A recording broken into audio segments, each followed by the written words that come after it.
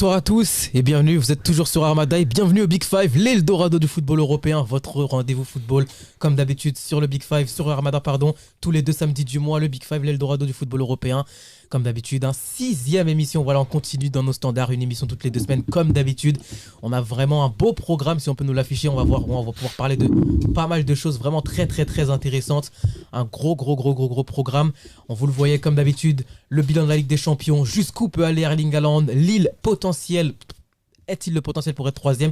Et notre étude de cas, bien entendu, notre gros du débat, l'Afrique, on va parler de l'Afrique, est-ce qu'elle pourra un jour remporter la Coupe du Monde? Est-ce que ça va se passer? Est-ce que le Sénégal pourra remporter la Coupe du Monde? On le verra juste après. Et maintenant, on va pouvoir passer à la présentation de nos chroniqueurs. Et on va commencer avec celui qui est venu en lacostéenne, celui qui est enfin venu pour la première fois après des temps. Yasser, comment ça va? Bah écoutez, ça va très bien, je suis avec mes grands amis, on est avec l'équipe, avec les frères. J'avoue, je me suis fait un peu désirer pour venir sur le Big Five, mais comme on dit, une grande personne ne vient jamais aussi facilement, donc voilà.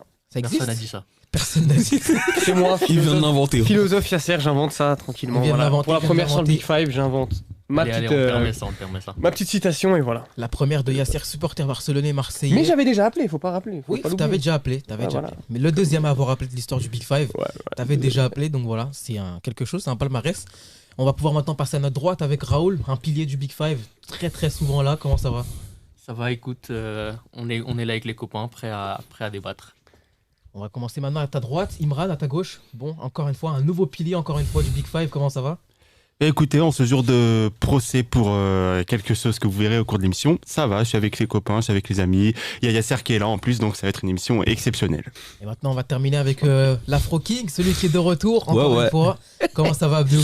Ça va très bien. Bah déjà, salut à tous, j'espère que vous allez bien. Et puis, prêt à attaquer une nouvelle émission. Voilà, on va pouvoir vraiment faire pas mal de choses. Il y a beaucoup de choses à dire sur cette émission, notamment avec la Ligue des Champions, qui s'est terminée ce mardi avec la 6e journée de la Ligue des Champions. Beaucoup de choses à dire.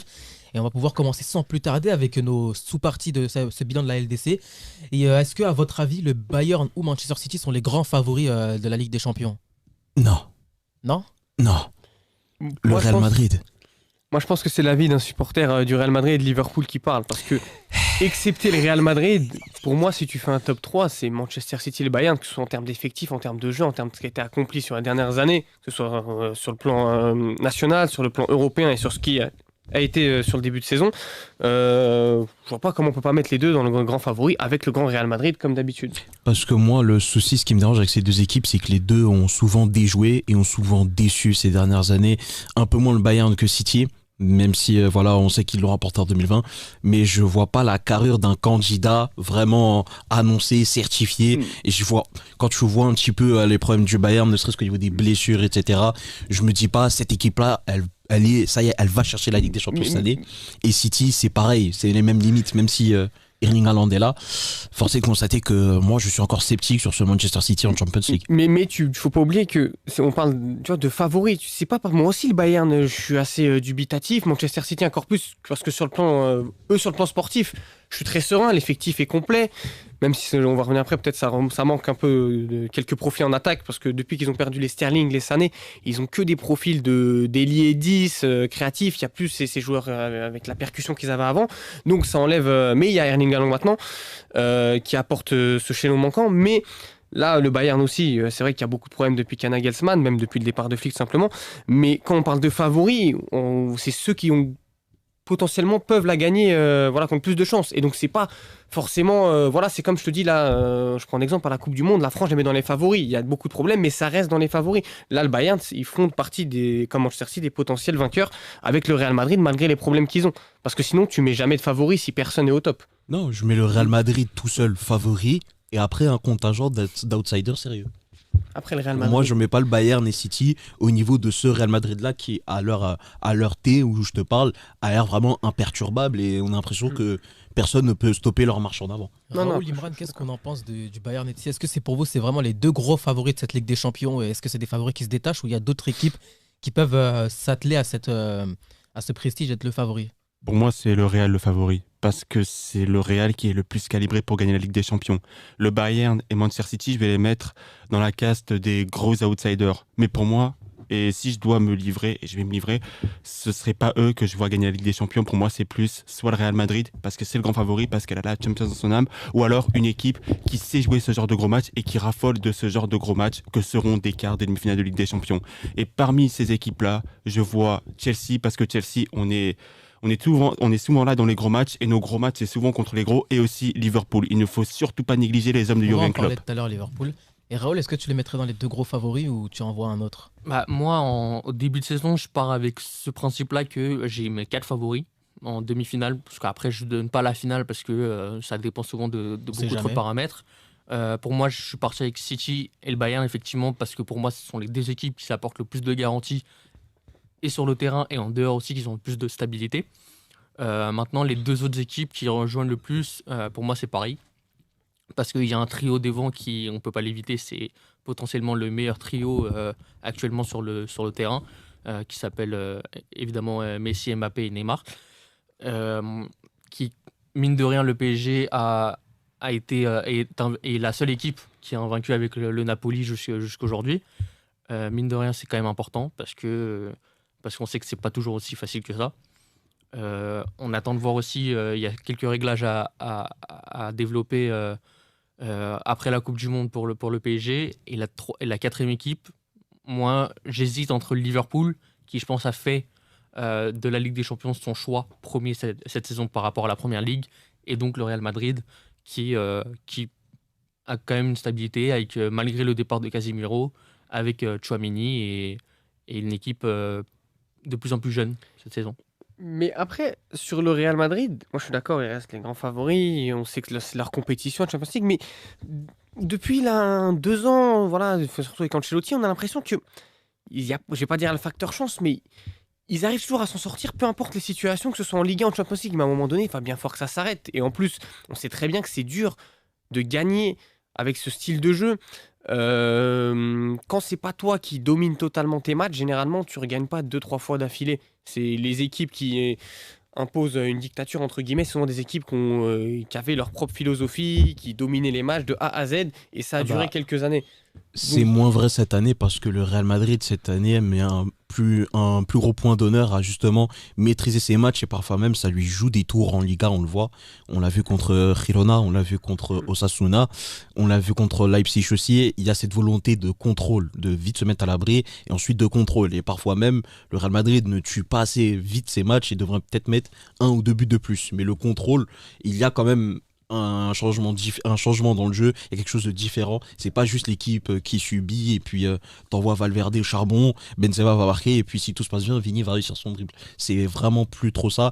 Et puis surtout avec l'apport d'Aurélien Tchouaméni au milieu de terrain, t'as une force supplémentaire offensive parce que t'as un mec technique, ouais. t'as un mec qui arrive à te trouver des passes exceptionnelles, comme contre l'Atlético de Madrid sur le but de Rodrigo. Voilà, c'est le genre de choses qui font pencher la balance en ta faveur. Maintenant, je pense qu'on va pouvoir passer à l'autre sous-partie qui va être la Juventus. La Juventus de Turin qui est officiellement reléguée en Europa League. Et est-ce que pour vous, c'est un désastre pour cette équipe? Désastre, oui. Surprise, non. Surprise, non, parce que la Juve, c'est un club qui tangue depuis le départ de Giuseppe Marotta. Depuis ce départ-là, et aussi un peu depuis l'arrivée de Cristiano Ronaldo, qui a mis un gouffre financier énorme, le club ne fait que de faire des mercatos catastrophiques où il n'y a aucune cohérence. Il n'y a aussi aucune cohérence dans le choix des entraîneurs. Tu as pris Massimiliano Allegri, enfin tu l'as viré en 2019, pour prendre Mauricio Sarri et Pirlo, 2 entraîneurs qui n'ont pas l'ADN de la Juve. Et pour reprendre un coach que tu as viré et qui au final n'a toujours pas changé et qui au final apporte peu à cette équipe. Et donc cette chute-là, pour moi, elle paraît au final logique. C'est un désastre, oui, parce qu'on attend beaucoup plus de la Juve, mais est-ce que c'est une surprise? Non. Franchement, cette Juve, comme il dit Imran, c'est pas une surprise. C'est un désastre, mais c'est pas une surprise. Voilà, il fallait bien que ça arrive un jour. Quand tu accumules pendant tant d'années les mauvais choix, notamment avec la direction, ça finit par se payer et tu payes le prix cher, notamment dans ces compétitions, comme on le sait, où l'exigence est élevée comme la Champions League. Maintenant, cette Juve, franchement, au départ, elle avait une bonne philosophie. J'aimais bien parce qu'elle a fini par payer cette philosophie de se dire ouais, nous, on peut vendre tout le monde et n'importe qui parce que le club est au-dessus de tout.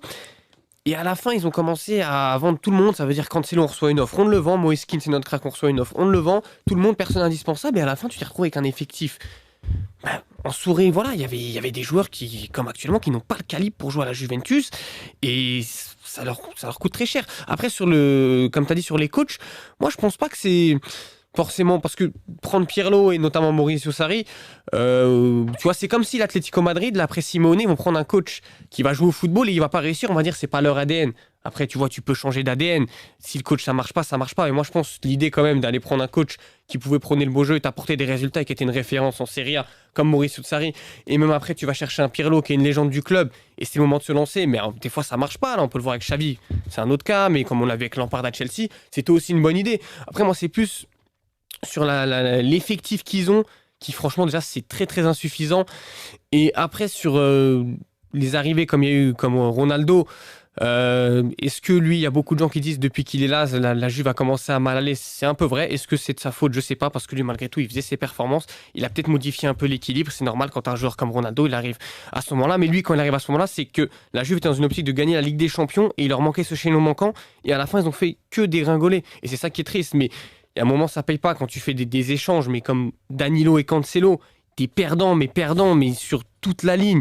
Et aujourd'hui, quand Dia Cancelo était très bon à l'époque, maintenant il est encore meilleur avec Guardiola, c'est un autre style, mais il était déjà très bon. Ça fait longtemps Cancelo qu'on le disait. Et voilà, tu peux pas le vendre sous prétexte que on peut vendre n'importe qui parce que personne n'est au-dessus du club, parce qu'il y a des petits soucis. Ça, c'est un exemple, il y en a plein, mais voilà. Et puis voilà, les cadres, ils ont été mal remplacés. Quand tu vois l'échange Arthur et Pjanic. Voilà, l'échange Arthur Pjanic qui à ce moment-là était un taulier à la Juve. On n'en parle pas, même si Arthur a aussi à ce moment-là au Barça, c'était un joueur qui était entre guillemets un crack, qui avait un grand avenir, mais ça n'a pas marché. Rabiot sur long terme, ça a marché au début, mais ça n'a pas marché. Tu remplaces par Matuidi. Tu as des joueurs qui ont perdu du niveau sur les dernières années, comme des Alexandro, des Dybala, qui même s'il n'est plus là, mais qui voilà, avait perdu son niveau. Tu as cette défense aussi qui a été vieillissante. Mais après, par exemple, tu as été chercher Mathis de Ligt, qui est l'un des meilleurs cracks à ce poste-là. C'était une bonne décision. Après, est-ce que c'est ta faute si lui, il s'impose pas? Ou est-ce que tu devais te dire à l'avance que peut-être son style de jeu, lui, n'était pas compatible, comme le disait Imran, avec la philosophie que tu as? La question peut se poser, moi je suis pas si sûr, parce qu'un mec comme Bonucci s'est imposé à la Juve pendant quelques temps, et malgré tout, il a toujours eu cette philosophie un peu d'être propre, de bien ressortir les ballons, d'être un défenseur propre. Donc, il y a un peu de malchance malgré tout, mais la direction est en grande partie fautive, ça je suis d'accord. Est-ce que vous avez un truc à ajouter ou tout a été dit? Moi, j'ai juste une chose à rajouter par rapport à cette Juve-là. Il leur manque Zizou. Autant je n'aime pas les équipes de Serie A, mais pas à ce point-là. Pas à ce point-là. Je leur souhaite pas un tel cataclysme. Mais non, par rapport à la Juve, ce que tu disais au tout début, par rapport au fait on vend Cancelo tout de suite, on vend tout de suite Spinazzola, etc. C'est parce que justement, il y a eu aussi ce fait d'avoir loupé la vente d'Alexandro, tu vois.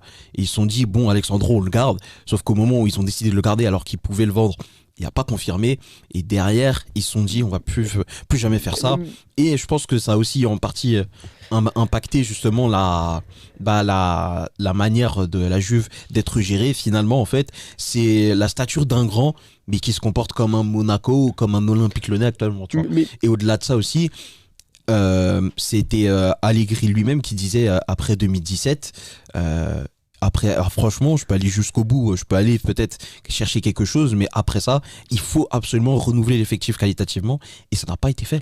Mais t'as vu, quand t'as Moïse Kean, moi je me rappelle en 2008-2009, Moïse Kean, on dit c'est le crack, et c'est vrai que c'était le cas, mais comment, à la première offre venue, soi-disant un joueur pour toi qui est de la nouvelle génération, qui peut être ton joueur à l'avenir, futur de ton club, de la sélection, qui prouvait à ce moment-là, comment tu peux le laisser partir comme ça, sur un coup de tête à Everton, c'est ça qui était parti. Tu vois, moi, il y a des choix que je comprends pas. Vraiment, je comprends pas.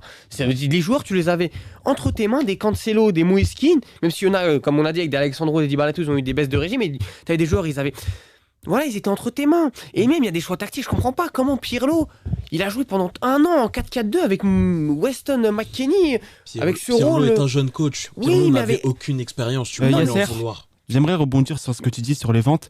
Pour moi, je pense que le passage de Ronaldo a forcé la Juve à vendre parce que le salaire de Ronaldo, c'est un gouffre financier énorme.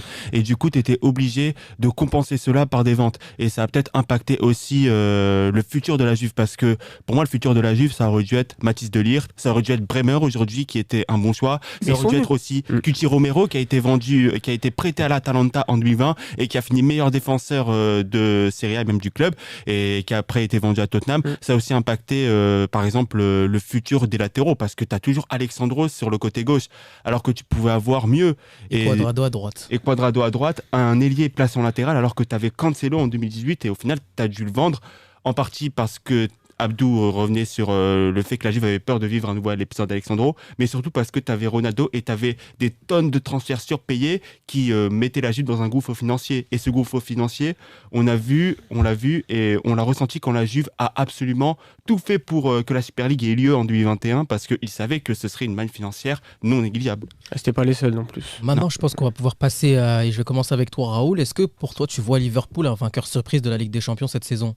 Ouais, parce que comme je l'ai dit tout à l'heure, je l'ai même dit plus tôt dans une autre émission que Liverpool avait fait le choix entre ou le championnat ou la Ligue des Champions.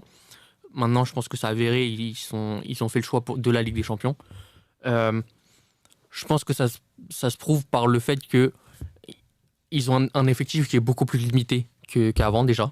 On le voit déjà par la multitude de blessures au sein de l'effectif. Malgré tout, ça reste quand même une grosse colonne vertébrale qui est similaire à celle de l'équipe de 2019 qui a gagné le titre suprême. Donc j'attends d'eux qui montrent plus et que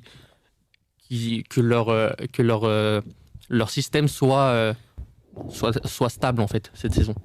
Ça peut le faire, je le rejoins totalement. Après, oui et non.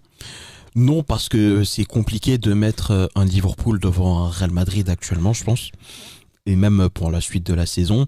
Mais oui, parce que en fait, le Liverpool actuel, même si il y a des choses qui nous déçoivent, ça me rappelle furieusement le Liverpool de 2018. C'est-à-dire qu'une équipe qui, en première ligue, tangue un peu, a du mal à trouver son rythme de croisière. Une équipe qui se cherche encore, qui cherche la stabilité, mais qui, en Champions League, tout roule parce que finalement, tu finis deuxième de groupe, mais tu as égalité de points avec le Napoli en tête, 15 points chacun. Donc déjà, c'est significatif. Tu as un Mohamed Salah qui est le meilleur buteur jusque-là de la Champions League cette saison et qui en plus a battu un record exceptionnel. Donc franchement, t'as des arguments, t'as un Anfield qui arrive encore à se sublimer, on l'a vu contre le Napoli, et il était temps parce que ça devenait plus une bibliothèque qu'autre chose. Mais pour moi, Liverpool, il y a une carte à jouer et puis surtout, par rapport au gros clin d'œil historique, la finale est à Istanbul et Liverpool a déjà joué une finale célèbre en 2005 dans le même stade. Donc bis repetita, pourquoi pas? Justement, Abdou, tu fais le parallèle avec 2005. Pour moi, ce Liverpool-là me rappelle celui de 2005. Une équipe qui est totalement à la traîne en première ligue, qui est capable de perdre des matchs sur des erreurs absolument épouvantables. Et c'est surtout des matchs à domicile qui sont capables de perdre, un peu comme en 2005. Et le truc, c'est qu'en Champions League, Liverpool, c'est pas une équipe qui, comme en 2018, est capable de se sublimer face au gros parce que son style lui permet de se sublimer face au gros. Les espaces, la transition. Non, c'est une équipe de coups durs. Liverpool, c'est une équipe de coupe. Et j'ai l'impression d'être même de retour dans les années 2000 quand je revois ce Liverpool. C'est-à-dire un Liverpool qui est banal en première ligue, mais en coupe, c'est une équipe qui arrive à se sublimer. Et même, je peux même faire un parallèle avec 2001 où Liverpool ne fait pas une si bonne saison que ça en première ligue. Si, ils font une bonne saison, ils finissent deuxième de PL, ils sont qu'à quelques points du titre, mais ils ont quand même mis l'accent sur les deux autres coupes. Voilà, ils ont mis l'accent sur tous les autres trophées possibles que tu pouvais atteindre. Donc le bouclier de la communauté, qui est le trophée le plus amical du monde, la League Cup, la FA Cup, la Coupe de l'UEFA et la Super Coupe d'Europe. Mais moi, ça me rappellerait plus un Liverpool 2005, comme tu l'as dit, dans le sens où en 2005, on a vite lâché la Première Ligue, mais après, on t'a proposé la Juve, on t'a proposé Leverkusen, si je ne me trompe pas. Oui. On t'a proposé Chelsea et t'as affronté l'AC Milan. Et en fait, Liverpool a besoin de ça. Et on le voit aussi en Première Ligue cette saison. Face au gros, en fait, tout baigne encore. Et même contre Arsenal, même si t'as perdu 3-2, et ben finalement dans le contenu t'as quand même réussi à tenir le nul un long moment, et dans le contenu il y a des choses assez intéressantes. T'as un Darwin Núñez qui commence à trouver son rythme de croisière et qui progresse dans le jeu. T'as un Salah qui est énorme quand on le laisse rentrer à l'intérieur du jeu. T'as un Konaté qui est impérial. Vraiment, t'as Harvey Elliott qui est monstrueux aussi, qui porte Liverpool. Ce côté lui d'ailleurs. Ouais, t'as Harvey Elliott qui porte Liverpool à 19 ans. Et c'est incroyable. Non, je vous dis franchement, ce Liverpool-là, si ça croise que des gros ou le FC Porto, parce que en général, ils aiment bien affronter les Portugais, ça peut bien se passer pour Liverpool cette année. Tous les gros sauf le Real. Mais en plus, vous avez parlé de Liverpool 2018, un peu plus 2005 et tout. Mais moi, il y a aussi ce Liverpool 2016-2017. Qui me rappelle un peu. Non, 2015-2016, excusez-moi, la première année de Klopp où il remplace Brendan Rodgers, ça me rappelle un peu ça. En championnat, ils étaient à la ramasse totale, 9e, 10e à peu près. Et par contre, quand il fallait jouer les matchs d'Europa League, c'était une équipe exceptionnelle jusqu'à la finale. Exactement. Et ce Liverpool est une équipe, et son coach est comme ça aussi. C'est quelqu'un sur quelques matchs, avec cet effectif-là, ils peuvent faire des gros coups. Mais après, aujourd'hui, dans leur jeu, ils sont devenus, voilà, chez Abdou, tu le penses aussi, tu le partages, mais on connaît tous son avis sur ça, on va le dire, mais c'est qu'ils sont trop stéréotypés. Quand tu changes d'identité, c'est compliqué. Là, on voit que c'est une équipe qui ressemble un peu par moment aux équipes qui ont joué en tiki-taka, mais qui étaient en fin de cycle. Ça veut dire où ça fait tourner la balle, mais il n'y a rien d'exceptionnel. Et le Liverpool d'avant, avec les transitions, c'était beaucoup mieux. Après, il y a des joueurs aujourd'hui, on dit, ils n'ont plus de niveau, des mecs comme Anderson et tout. On dit que des Naby Keita, ils devraient prendre leur place, mais est-ce qu'un milieu, justement à l'époque comme quand t'avais Anderson au top avec une de la Sentinelle, ou même lui avant, t'avais des Oxlade-Chamberlain, et tu peux mettre un Thiago à gauche, on va dire, c'est justement pas plus, ça va pas plus correspondre au style de jeu que Klopp avait en transition, que si tu fais jouer un milieu avec Thiago, Fabinho et Keita par exemple, qui est plus un style de jeu pour jouer la possession, moi je trouve. Thiago a appris à jouer au jeu de Klopp. Thiago est très intelligent et aujourd'hui il est fondamental. Après, malheureusement, les blessures les ont amputés, mais je reste persuadé que les deux milieux qui matchent le plus avec le jeu qu'on devrait prôner, qu'on devrait développer, c'est Oxlade-Chamberlain et Naby Keita, parce que tu peux à la fois avoir du contrôle comme être explosif en contre, comme avoir une possession outrancière ou te contenter d'avoir 30% du temps de ballon, mais tu vas être tellement létal et clinique, et puis surtout c'est une force de frappe supplémentaire, c'est 5-6 buts par saison en plus de ce que te proposent ces attaquants. Moi j'ai aucun souci honnêtement pour répondre à ta question, parce que aujourd'hui, il y a eu un changement de système. Alors forcément, ça prend du temps. Déjà, ça prend du temps parce qu'il faut que tu t'habitues à rejouer avec un vrai numéro 9, en l'occurrence avec Darwin Núñez. Et lui s'adapte bien. Une fois qu'il sera bien acclimaté, qu'il maîtrisera parfaitement l'anglais et comprendra les consignes tactiques, je pense qu'on reverra un très très très haut niveau. Et encore une fois, tout dépend aussi de la santé de Thiago. Tout dépend aussi de si Henderson se réveille, parce que cette saison en Champions League, on peut le blâmer pour beaucoup de choses, mais en Champions League jusque-là, il a fait du bon boulot. Il faut le dire quand il est bon aussi. Et à voir aussi si Trent va se réveiller. C'est son retour, c'est le plus déterminant, parce que on l'a vu quand on est latéraux, tout simplement même. Non, parce que Robertson fait un début de saison plutôt bon dans l'ensemble, ouais, et même Tsimikas. Justement, maintenant, il y a plus de débat avec Tsimikas, alors qu'avant, moi, je te dis, quand je voyais Liverpool, ce qui m'impressionnait le plus, c'est les latéraux. Franchement, la paire Robertson et Trent Alexander-Arnold, en termes de volume de jeu, d'apport offensif, même défensif, parce que oui, pour les incultes, Trent Alexander-Arnold, même s'il a jamais été bon, franchement, oui, mais ça n'a pas non plus été le mec le meilleur défensivement au poste de latéral, mais il faisait le taf malgré tout. Un mec en face, il a déjà vu Trent Alexander-Arnold énorme défensivement dans 2 finales. Non, moi j'ai déjà vu, mais c'est pour te dire, parce que là, il veut nous faire passer pour quelqu'un.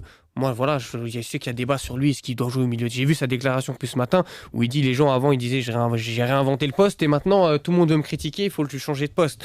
Moi, je trouve que c'est juste question qu'il retrouve sa forme. Mais avant l'apport des latéraux, franchement, avec Robertson et Alexander-Arnold, c'était quand même au moins 20 galettes par match pour les attaquants devant, et ça apportait un grand surplus. Après, la force aussi de Liverpool, et c'est une chance que justement Tsimikas soit là, c'est de se dire, si Robertson ne peut pas assumer, t'as Kostas Tsimikas qui lui aussi techniquement ressemble beaucoup plus à Trent Alexander-Arnold au niveau des qualités techniques et de ce qu'il propose dans le jeu, alors que Robertson, voilà, c'est un Scottish un peu plus vénère, un peu plus dur sur l'homme, plus solide défensivement.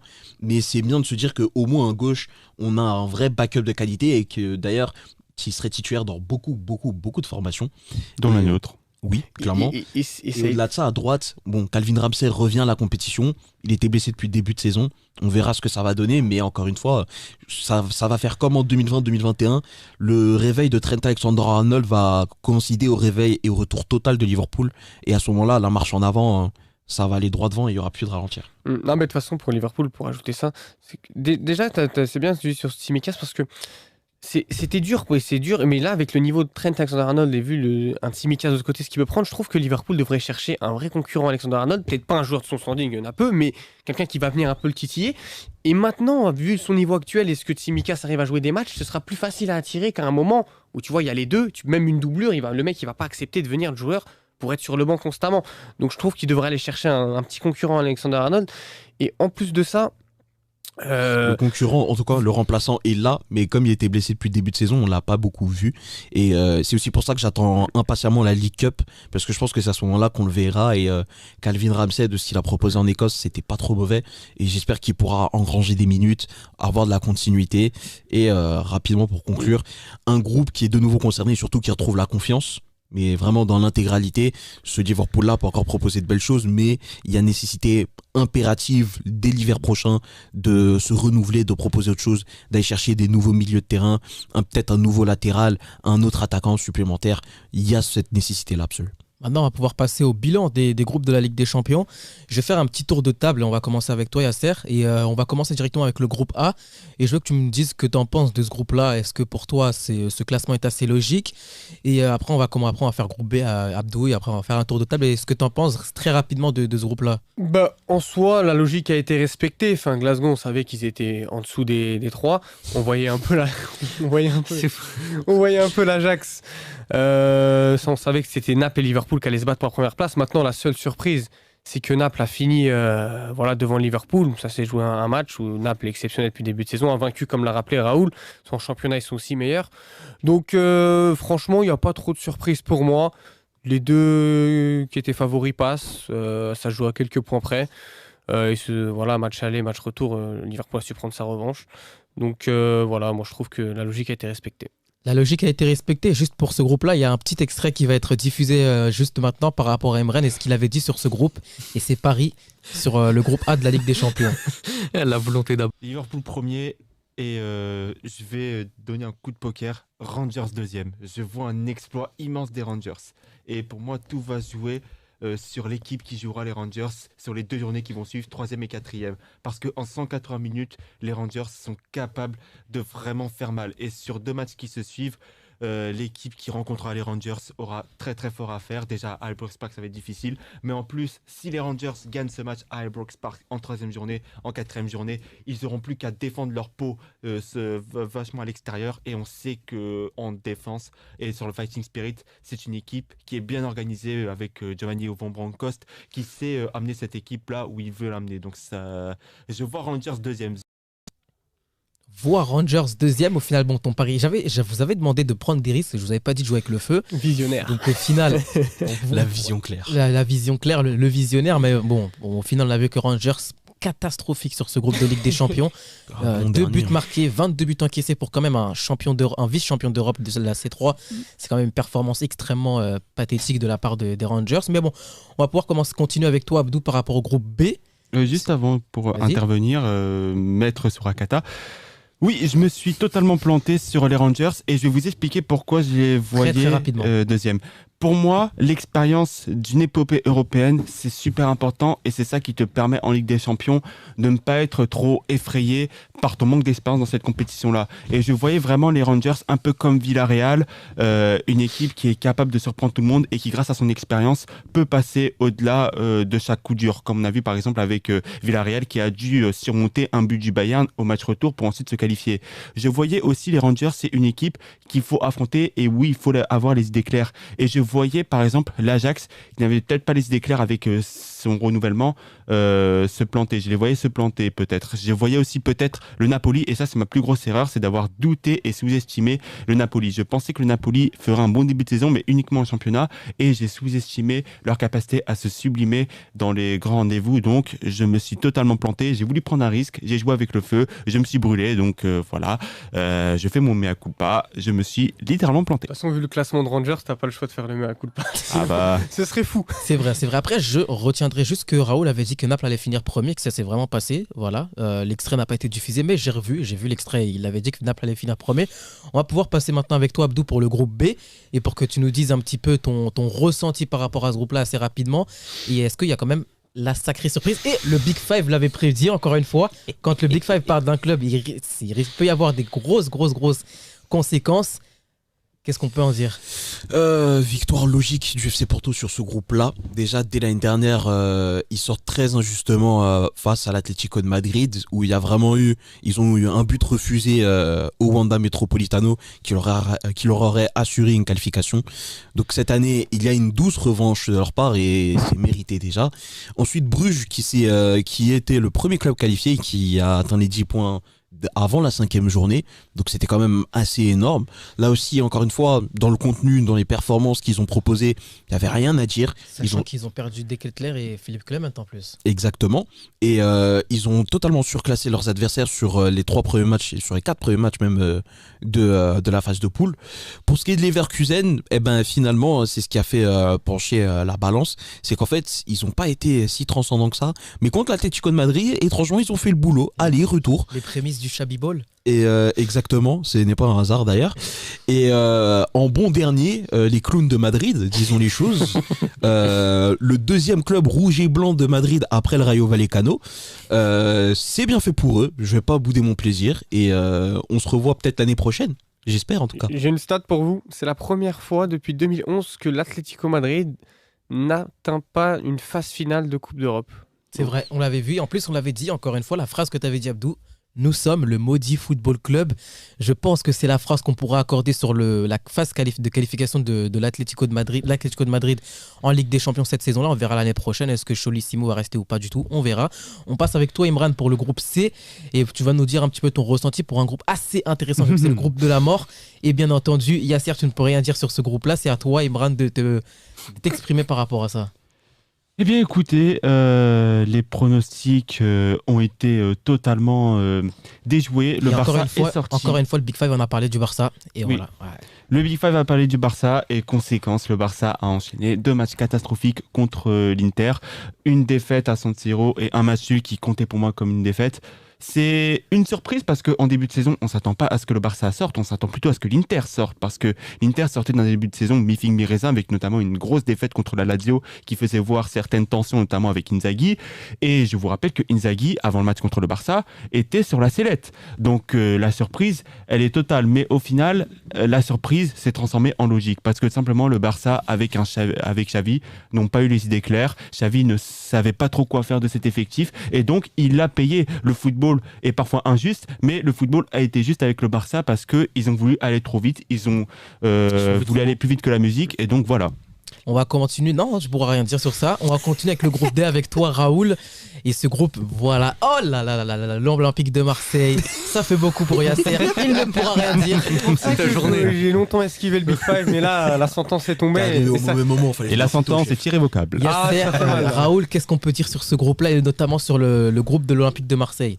Non, en vrai, on poursuit la logique qu'on avait déjà établie dans une précédente émission. Je pense que Tottenham est un leader, mais un peu leader à contre-courant. Un leader sur le papier. Ouais, c'est ça. En fait, j'ai l'impression que les 4 équipes se sont battues pour ne pas être le leader. C'était vraiment un groupe assez abominable. L'Eintracht Francfort a été une bonne équipe, solide, je pense. Ma surprise, ça reste quand même le Sporting qui en 2 journées s'est vendu totalement face à l'OM. Voilà, je pense que Adan a fait une prestation horrible au match aller, on s'en rappelle.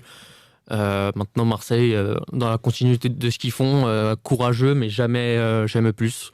Donc voilà, je pense que la logique est respectée. Je pense que même dans l'ensemble des groupes, on ne l'a pas appris grand-chose cette fois-ci.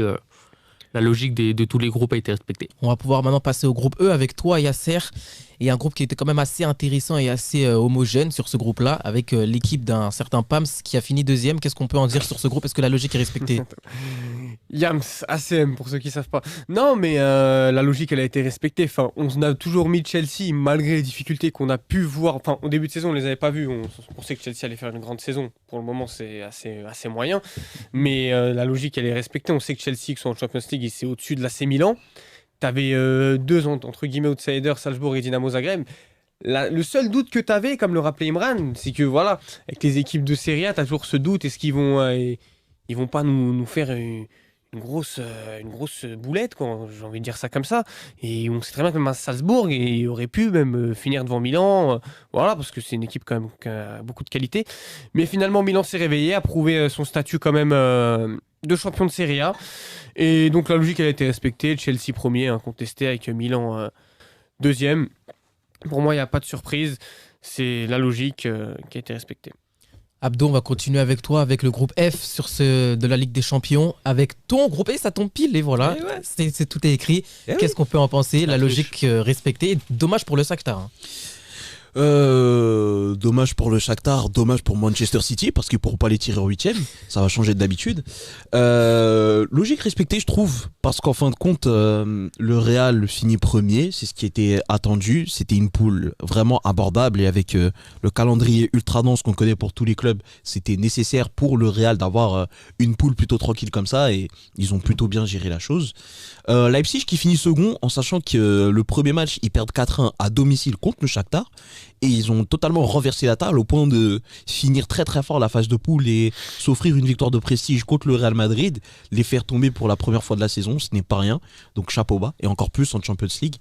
Et puis le Celtic, malheureusement je pense que le Celtic a un petit peu loupé le coche dans le sens où par exemple quand on voit l'entrée de Jota face au Real Madrid, on se dit qu'il aurait peut-être dû un peu plus jouer et peut-être que le Celtic aurait pu aller chercher pourquoi pas une qualif en Europa. C'est dommage, il y a un sentiment, il y a peut-être un petit goût d'inachevé côté Celtic, mais dans l'ensemble je trouve que ce groupe est plutôt cohérent et le classement l'est tout autant. Un groupe cohérent, un classement cohérent. On va passer avec le groupe G avec toi Imran. Manchester City premier, est-ce que là aussi la logique est totalement respectée au vu de ce groupe donné pour Manchester? Ouais, logique respectée. Manchester City a roulé sur ce groupe-là. Après, ils se sont contentés de gérer, notamment avec ce match nul en cinquième journée face au Borussia Dortmund. Séville, c'est un club qui est tangué, qui a changé son coach, avec une scène d'ailleurs qui a été assez bizarre où Lopetegui a fait ses adieux après la lourde claque qu'il a pris face à Dortmund. C'était une scène assez bizarre.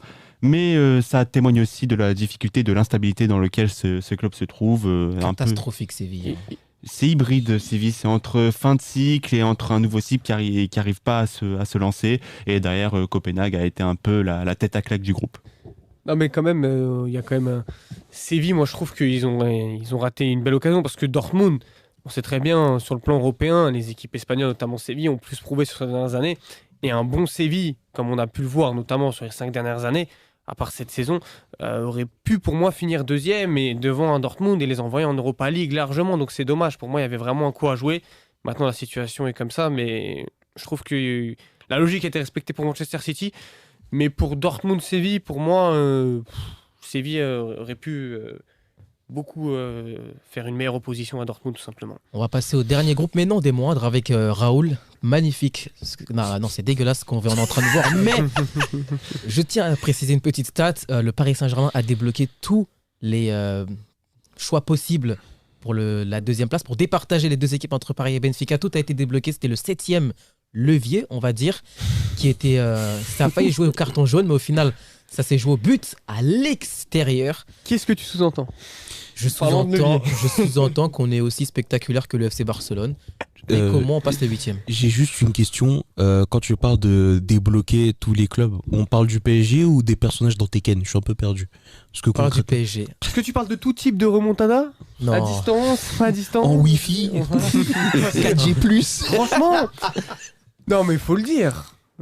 Franchement, le PSG, là, sur ce coup-là, c'est une malédiction. À C'est ce pas rythme-là. possible. C'est l'ADN. Non, Mais ils peuvent s'en prendre qu'à eux-mêmes. Ils peuvent s'en prendre qu'à Voilà. eux-mêmes, mais au bout d'un moment, même en faisant Laissons Raoul Ouais, s'en vas-y, charger. allez, Non mais en fait j'ai pas de mots pour expliquer ça. Je pense que en fait c'est tout simplement honteux. Au bout d'un moment, t'es une équipe avec un trio absolument exceptionnel qui vise à gagner la Ligue des Champions. Si t'es pas à même de proposer déjà du spectacle face déjà au Maccabi, au match aller à l'extérieur, c'est une démonstration, une première mi-temps mais qui est absolument désastreuse, où ils gagnent quand même 3-1 vraiment au bout du fil. La Juve, Ensuite, pareil. La Juve, au match aller, on se fait quand même une petite peur. Après une première mi-temps qui est vraiment aboutie, mais une deuxième période où on les voit retomber dans leur travers. Et puis, tu as deux prestations face au Benfica où en fait, ils sont là face à. En fait, c'est l'ordinateur qui est en train de jouer, quoi. Il n'y a aucune envie, il n'y a rien. En fait, c'est triste parce que ce que je trouve bien, moi, chez Galtier, depuis son arrivée, c'est que toujours dans sa lecture des matchs, il est toujours juste, que ce soit avant ou après, toujours dans l'analyse, il est toujours le bon mot, toujours très pertinent. Mais pendant, il n'y a rien. Par contre, voilà, pendant les matchs, pour quand il faut être actif, il n'y a plus rien.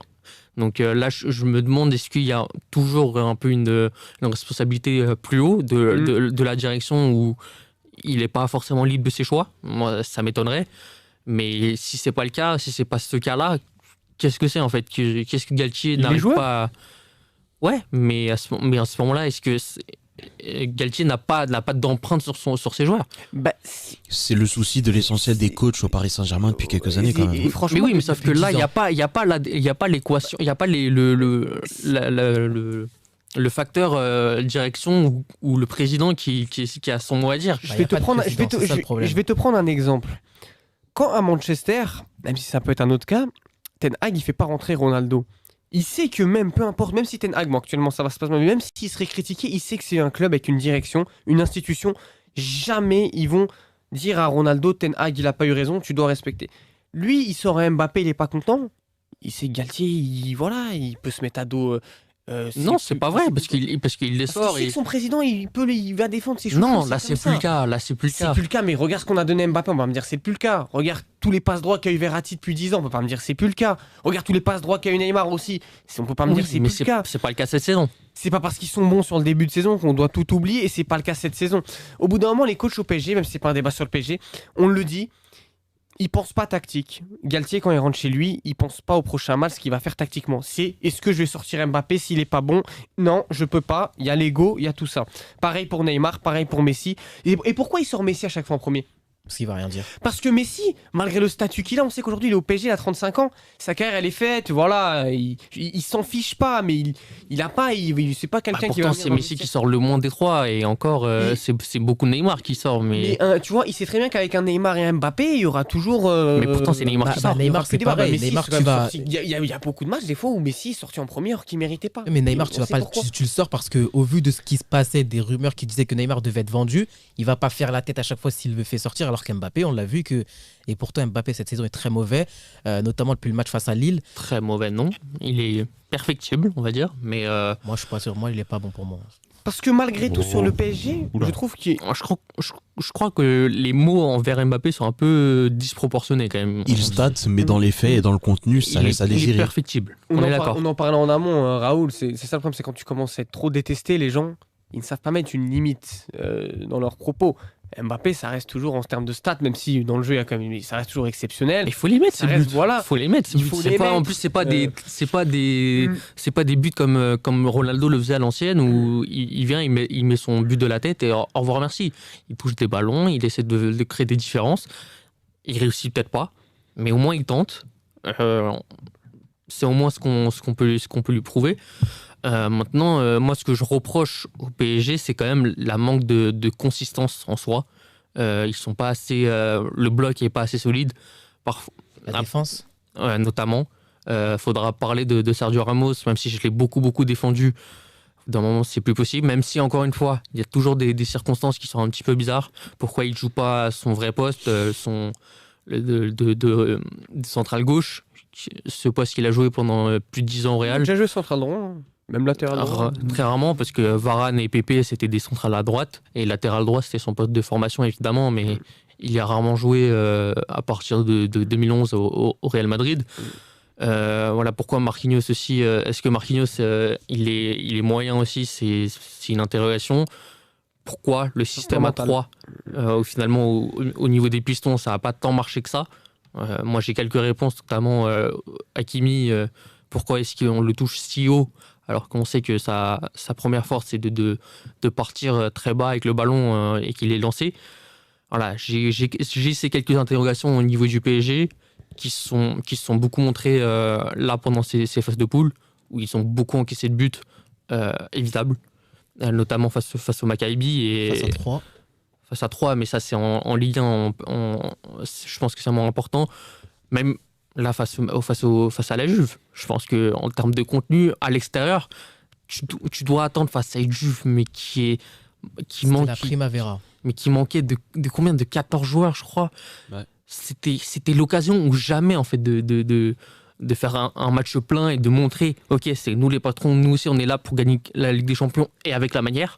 Et au final, c'est la Juve limite qui a été mal payée sur ce match-là. Milik a vraiment choqué ce match-là. Milik a été très mauvais sur le match. Parce qu'il aurait pu en mettre pas mal. Sur le PSG, quand même, faut le dire, depuis les 6 premiers mois de Tourelle, en termes de jeu, plus rien n'a avancé. Je vois que les mêmes matchs. Ça veut dire un PSG qui est moyen. Je vois de l'avancée quand même. Qui est moyen. Et voilà, un par moment, je vais voir un Neymar, Mbappé faire son exploit qui va débloquer. Je vais dire c'est exceptionnel, mais voilà. Après, je te mets une limite là-dessus.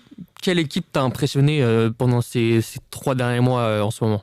Sur les 3 derniers mois, franchement, moi, honnêtement, ça a régressé. T'avais des équipes comme le Bayern. En Ligue des Champions? Ouais. En Ligue des Champions, Napoli. Naples, on est d'accord. Ouais. Mais ils sont dans la continuité de ce qu'ils font depuis un an, avec quand même des facteurs X qui rapportent en vrai, moi là, une- comme ça, je te dirais plus-value. Naples, je te dirais Liverpool qui a quand même été très, Liverpool, très ça bon. reste moyen, et on l'a vu aussi. Ça reste moyen, mais moyen franchement, plus, par même. rapport à ce que tu proposes en PL, c'est le jour et la Ah nuit. non, mais c'est clair. C'est Tu clair, vois, mais ça et, reste. C'est pas non plus à part flamboyant. ça, j'ai pas. On est d'accord. Peut-être Dortmund aussi. Mais tu vois, le problème du PSG, c'est que ça va au-delà de la Ligue des Champions. C'est que maintenant, même en Ligue 1, depuis 2 ans, c'est comme ça. Alors qu'avant, je me rappelle d'une époque, bon, peut-être c'est un peu loin, mais l'époque en 2016, avec les Laurent Blanc et tout, Ah, mais ça, c'était on un est jeu d'accord. flamboyant. Et après, Même sous Emery. et sous Emery, ça allait. Et sous Tourelle, les 6 premiers mois, moi, j'avais adoré. Hein, franchement, j'avais trop. C'est pas parce que j'aime beaucoup Tourelle. Je suis pas fan du PSG, mais j'avais énormément aimé ce qu'il voulait faire, là où il voulait en venir, malgré qu'il avait un effectif. Il avait même pas de milieu. Après, on lui a enlevé Rabiot, il y avait plus de milieu. Il y avait beaucoup de blessures. Il s'est retrouvé. Il avait fini Voilà. avec Draxler, Bernat et ça Daniel n'empêche Vess au pas, milieu. ça n'empêche pas jusqu'au drame de Manchester de faire D'être proposer un convaincant, très bon bien jeu. sûr. Maintenant, après, quand tu vois un Pochettino, et si on suit tous la première ligue, on peut pas me faire croire. C'est ça en fait aussi. Pochettino, je t'explique, c'est l'entraîneur qui a compris le plus vite possible qu'il n'aurait rien pu faire au Oui, Paris mais- Saint-Germain. Non, mais c'est il peut faux, pas- c'est il peut faux, pas c'est s'en faux. remettre- Il peut pas C'est s'en faux. remettre à ça parce que Oui, c'est quand faux. tu regardes Tourelle, je peux dire, il a essayé et à la fin, il a été lassé par la situation. Oui. Mais Pochettino, même Il a si moi, compris, mais il a pas voulu essayer. Oui, mais Il a pas voulu. Pochettino, au bout d'un moment. Mais à on ce a moment-là, rien tu vendu. ne signes pas un contrat qui te Oui, mais au permet de début, gagner tous 9 les millions d'euros entraîneurs, ils par ont an. signé. Thomas Tuchel aussi, il l'a signé. Ils se Mais oui, doutaient pas mais qu'au Thomas final, Tuchel, allait avoir il ce est allé poste-là. jusqu'au bout de ses idées. Oui, mais au début, mais Thomas Pochettino Tuchel est allé aussi. jusqu'au bout de ses idées. Pochettino aussi, il le savait, mais Pochettino, il s'est peut-être dit que lui aussi, il allait pouvoir Pochettino, il faire a quelque montré chose. quoi? Mais Il a rien voulu Et montrer. pourtant, à Tottenham, il en a montré des Oui, mais belles choses. Pochettino, Ouais, comme je voulais, il a rien voulu montrer. Il s'est vite compris qu'il Mais alors aurait- pourquoi il a signé? Parce qu'il s'est dit Ça, qu'il ma voulait, question. parce qu'il s'est dit que peut-être il Non, allait parce qu'il pouvoir faire voulait du quelque chose. pognon. C'est Non. la seule Non, réponse. parce qu'il voulait faire Pochettino, quelque c'est- chose. Et parce qu'il voulait le nom PSG sur son Après, CV aussi. Pochettino, Non. c'est quelqu'un qui de base aime beaucoup Bah le oui, PSG. il aime beaucoup par rapport à Paris. son Et style surtout, de il joueur, on voulait sait faire très bien comme que- Et après, Il c'est a vrai signé qu'on comme voit tous les énormément entraîneurs, de comme tous les candidats entraîneurs qui ont sont- signé au Paris Saint-Germain. Pochettino voulait instaurer quelque chose au PSG. Après, il a Oui, rien on l'a fait. vu. Il a rien fait. On Il l'a a vu. rien fait. Il a abandonné le projet plus vite que possible. C'est bien pour ça qu'il voulait retourner à Tottenham ou à Manchester. C'est pour ça qu'il a demandé du temps pendant 1 an et demi. Il a rien fait pendant un an et demi. C'est ce que je C'est te dis, pour c'est ça qu'il qu'il a a demandé du abandonné. temps à chaque fois. Et Ouais, qu'il mais de a, toute façon, qu'il le temps, il l'aurait qu'il a jamais eu eu. ses réponses en conférence de presse. Le PSG de Pochettino, qu'on se le dise, s'il y a pas. Alors peut-être C'est le pire. si on enlève. C'est le pire de leur Si club j'enlève Mbappé, alors je dis pas que vous prenez pas Ligue 1 l'année dernière, mais je sais pas. Oh, tu Franchement, parce que peut-être s'il n'y a pas Mbappé, les joueurs inconsciemment jouent d'une autre manière, c'est comme ça, mais je sais pas ça finit combienième en réalité, parce qu'il y avait mais- rien, vraiment il y avait rien, par gagner Aucun des conflit. matchs à la dernière seconde, il y a rien, et on a même sur l'espace d'un mois on l'a pas vu. Si j'aurais vu sur l'espace d'un mois, 1 mois et demi, j'aurais dit ok, il a été lassé et tout après, mais là il y a rien eu. Un Tourelle peut dire En qu'il vrai, est là, lassé. pour revenir un peu au sujet, en fait, ce qui me déçoit, c'est que à l'extérieur, en tout cas, j'ai vu encore une fois les remontrances du PSG depuis 10 ans, quoi. En fait, j'ai pas vu de différence à l'extérieur avec le PSG de Pochettino sous Galtier. C'est ça qui me dérange un peu, même si à domicile, en tout cas, on voit des belles choses, certaines moins bonnes. Après, c'est une équipe avec des nouveaux joueurs, comme toujours, avec un nouvel entraîneur. Ça fait que 6 mois, il y a que... Après, on verra après la Coupe du Monde, parce que ça peut être catastrophique. Et surtout que je mets le point sur ça, c'est très important pour moi. Galtier n'a eu, comme beaucoup d'entraîneurs, que 3 jours à chaque fois, qu'un rythme un rythme de match tous les 3 jours. Il n'aura que ça, hein, parce qu'après, il n'y a pas de lui. Il n'y a pas de semaine. Et c'est ça qui me dérange un peu dans le foot actuel. Et c'est pour ça que je constate un manque de spectacle dans toutes ces équipes qui pourtant sont attendues. Et même Manchester City, je pense que malgré le fait qu'ils sont sur un cycle quand même qui est bien rodé aujourd'hui, ils sont bien moins spectaculaires qu'avant. Donc c'est pour ça que je mets quand même une réserve sur Galtier. Il l'aura l'année prochaine quand on passera à 18. Si je pourrais ajouter quelque chose très, très rapidement, après on sur va le PSG. passer à vos pronos. Pour moi, le PSG, il y a 2 problèmes qui vont encore une fois les faire sombrer et qui n'ont toujours pas été réglés en 10 ans. Les coups de pied arrêtés et surtout la gestion de la transition défensive. À chaque perte de balle, le PSG ne sait pas quelle attitude adopter. Au lieu de contre-presser, d'être haut et on va dire d'imposer des récupérations hautes qui permettraient en plus... pressing. Oui, le premier pressing, il est catastrophique au PSG. Il n'existe pas. Et même quand il est fait, il est catastrophique. Il se retranspluse derrière. Mais le problème, c'est que le PSG a une très, très mauvaise protection de surface. Et donc, ça fait que quand le PSG essaie de défendre un avantage, ça finit toujours en eau de boudin parce que derrière, tu as un Marquinhos qui ne sait absolument pas protéger une surface, qui est très bon pour intervenir en avançant, mais pas bon pour protéger une surface. Tu as un Ramos qui est vieux et tu as un Kimpembe qui a, on va dire, ce même profil-là que Marquinhos. Et pour moi, et on l'a vu face au Real, on l'a vu face à Manchester, c'est vraiment ces gestions des pertes de balles qui coûtent de plus en plus au PSG. Et encore une fois, la révolution pour moi, et la révolution qui aurait dû être faite il y a 5 ans après la remontada, c'est de prendre des joueurs capables d'effectuer des courses à haute intensité et capables d'effectuer des gros pressings. Faire le mauvais travail. Et c'est aussi ça aussi, moi j'ai l'impression que ce PSG, alors il y a un bel effectif, il n'y a rien à dire, mais j'ai l'impression que l'effectif il a régressé. Quand je voyais les 11, quand je reviens à l'époque Laurent Blanc en 2016, quand tu as un 11 avec un milieu Matuidi, Verratti, Mota, une défense Thiago Silva, Marquinhos. Après, on dit tout le temps ça, tu vois, mais quand mais à cette époque de Laurent Blanc, on fait jamais demi-finale de Ligue des Champions. Oui, il manquait d'expérience, mais en tout cas, le 11, le milieu il était plus armé. Un milieu Matuidi, Verratti, Mota, c'était assez hybride pour aller faire quelque chose en Ligue des Champions, malgré que voilà, il y avait tout pour moi qui était réuni en termes d'intensité. Tu avais l'aspect technique avec Mota et surtout Marco Verratti. Tu avais l'intensité avec et les récupérations avec Mota et Matuidi. Enfin là, tu as des milieux, tu n'as que technique. Ça fait combien de temps on dit qu'il faut aller chercher un grand 6, quelqu'un qui va te faire le mauvais travail? Alors, ils ont été chercher des 6, des bons joueurs moyens, des Gay, des Danilo Pereira. Ça n'a pas totalement marché. Mais au bout d'un moment... Voilà, tu peux pas tout mettre sur l'attaque. Je comprends qu'ils ont... En fait, ils ont essayé toutes les stratégies. Ils ont essayé de recruter un peu moins bling-bling, mais ça marche pas aussi. Donc, va falloir, au bout d'un moment, se remettre grandement en question. Et pour moi, le PSG, je vais finir sur ça. J'ai toujours dit, ils peuvent faire changer d'entraîneur, changer de directeur sportif, changer d'effectif. Ça passera par un changement de direction total. Si tout là-haut, à partir du moment où ça change, même si on a l'impression qu'il n'y a pas de grands problèmes, il y a toujours des grands problèmes. Le jour où ils changent ça, voilà, ça va... se répercute. Voilà, l'impact va être sur toutes les lignes du bas, que ce soit joueur, entraîneur et direction sportive, notamment le directeur sportif. Maintenant, on va passer à vos pronos de Ligue des Champions que je vais énumérer groupe par groupe, enfin joueur par personne. On va commencer avec ton prono, Abdou, que je vais pouvoir lire. On a alors Francfort, Real Madrid. Tiens. Liverpool-Porto, bizarre. Très clément avec les siens. PSG Bayern, le match qui va être le plus entertainment de Twitter si ça arrive. AC Milan Benfica, Leipzig Napoli, Bruges Manchester City, Inter Tottenham et Dortmund Chelsea. On va pouvoir passer maintenant à celui de Raoul. Celui de Raoul, Liverpool Bayern. Ah, ça c'est un match qui me fait plaisir. PSG Chelsea, beaucoup de souvenirs. Le Rasenballsport Leipzig encore une fois face à Napoli, Dortmund face à Tottenham, Inter City, AC Milan Porto, Bruges Benfica et Francfort Real Madrid. On passera maintenant à celui de Yasser, Liverpool Bayern, PSG Real, tiens la revanche, Dortmund Napoli, Leipzig Benfica, Inter City, Francfort Porto, Bruges Chelsea, AC Milan Benfica et Imran en dernier. Liverpool, Bayern, Inter, Porto, Dortmund, Tottenham, Leipzig, Napoli, PSG City. Ça va faire plaisir à DH. Mais en fait, Bruges, c'est toujours Chelsea, les mêmes matchs. Real Madrid, Francfort et AC Milan, Benfica. C'est à peu près les mêmes matchs, mais après on verra ce qui va se passer. Le tirage au sort sera lundi. On verra ce qui va se passer. Peut-être que je ressortirai des pronostics que vous avez faits, s'ils sont beaux ou mauvais. On verra si Imran, tu ressortiras encore une fois. Maintenant, on va pouvoir passer au sujet numéro 2. Jusqu'où peut aller le cyborg norvégien Erling Braut Haaland? Et à votre avis, quelles sont ses limites aux Norvégiens? Ses blessures.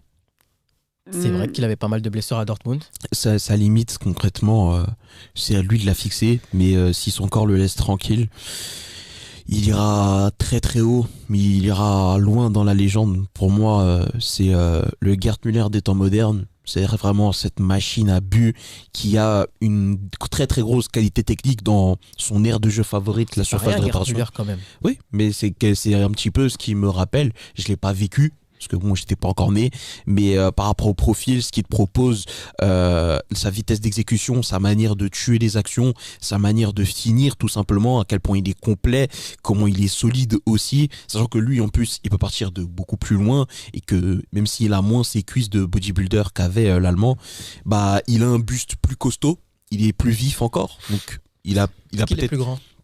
Oui, il est plus grand. Donc en vrai, il a le domaine aérien pour lui, même si Gerd Müller était bon de la tête aussi. Mais moi, je vois vraiment ça, en fait, c'est que on a une exceptionnelle machine à but sous nos yeux. Et à voir si maintenant, il saura s'imposer partout où il va passer. Je le pense, tu vois. Mais, encore une fois, il faudra voir aussi si son corps laisse tranquille, parce que une aussi grosse carcasse, à un moment donné, ça laisse des séquelles, que ce soit au niveau de tes articulations, les genoux, que ce soit au niveau de tes tendons, que ce soit au niveau de tes muscles eux-mêmes, même si je pense que les laboratoires en Norvège ont bien bossé. Mais non, parce que c'est vrai, hein, il a été conçu dans un laboratoire, ne me faites pas croire le contraire. Et ouais, je pense que à part les blessures, je vois vraiment pas qui peut arrêter ce mec-là. Et un Van Dijk aussi. Et toi, Imran, à ton avis, qui peut arrêter ce joueur? Qui peut l'arrêter vraiment là? Parce que honnêtement, on se disait tous qu'il aurait peut-être allé avoir une petite période d'adaptation. On parlait souvent avec Yasser qui correspondait peut-être pas au style de jeu de Pep Guardiola. Au final, il est en train de tout casser. Qui peut l'arrêter? Prévost Chalobah. Oh là, non, il va faire une psycho plus. Déjà, lui, face à Luis Diaz, il pète un plomb. Alors là. Je réponds à ta place. Mais du coup, pour moi, ce qui allait arrêter Haaland, si on aurait fait cette émission au mois de juillet, j'allais dire le jeu dans les petits espaces. Et pour moi, si Guardiola serait resté dans la même manière de jouer qu'en 2021-2022, j'aurais dit que Erling Haaland ne correspond pas au profil de Guardiola, au profil de neuf idéal. Pour moi, c'est Gabriel Jesus qui aurait dû enfin s'imposer et qui aurait dû être. Ou Harry Kane, mais pour moi, Jesus, il est encore plus fort. Parfait. Il est encore plus fort dans le jeu, dans les tout petits espaces. Il fait encore plus de différence dans les 1 contre 1 et dans la progression du jeu. Ce que Erling Haaland n'est pas capable de faire ou n'est pas encore capable de faire. Mais depuis le mois d'août, je vois un Guardiola qui recommence à utiliser les centres. On les voyait peu, les centres, l'année dernière à Manchester City. On les voyait surtout dans les matchs face au bloc bas, par exemple face au PSG ou un autre match de Première Ligue face à Southampton, un 0-0. Ce qui est normal quand t'as pas de neuf, tu vas pas centrer dans le vide. Mais aujourd'hui, on voit beaucoup plus ces centres et j'ai l'impression de revoir à Manchester City comme était le Bayern en 2015-2016 avec cette prépondérance des centres et surtout aussi le jeu en appui d'Erling Haaland. Et j'espère pour Erling Haaland, qui pour moi va s'imposer et va commencer à battre des records, j'espère vraiment qu'il aura des ailiers centreurs qui seront capables de lui faire beaucoup de passes décisives comme l'était Franck Ribéry ou comme l'ont pu être un Kingsley Coman ou un Douglas Costa 2015-2016 quand ils alimentaient beaucoup Robert Lewandowski. Et j'attends aussi beaucoup du jeu en appui d'Erling Haaland, encore une fois, et j'attends aussi des milieux de terrain qui deviennent un peu plus à la Oxlade, c'est-à-dire des dévoreurs d'espace et des gars qui seraient capables de profiter du travail de Sam Sterling. C'est pas pareil. Ah, le style de jeu que prendrait un City. Non, c'est pas la même chose parce que Oxlade, lui, dévore les espaces, alors que les milieux de City dévorent l'espace par la passe. Oxlade, c'est par le mouvement, donc c'est pas du tout le même profil. Mais justement, Erling Haaland pourrait permettre à City d'aller vers ce style de jeu-là beaucoup plus direct et d'aller un peu moins vers la passe, d'être un peu plus direct. C'est carrément dogmatique comme Guardiola, ça peut être compliqué. Dogmatique, c'est pas une question de dogmatisme, c'est juste que quand on connaît Guardiola et son goût pour le jeu de passe de base, tu ne peux pas t'attendre à ce que avoir des milieux comme un De Bruyne qui vont plonger dans les espaces comme le ferait un Oxlade-Chamberlain. Enfin, il pourrait, tu vois, mais en même temps, il est fragile. fragile, il faut dire ce qui est. C'est pas un Bernardo qui, lui, est plus le stabilisateur de ton milieu de terrain. C'est pas un Gundogan qui va te proposer ça non plus, qui est vieillissant et qui lui aussi est un petit peu l'extension de ce que Il le faisait quand même, il le faisait un petit peu. Il le faisait un petit peu, mais il le fait moins quand même depuis 2020. Il faut dire ce qui est.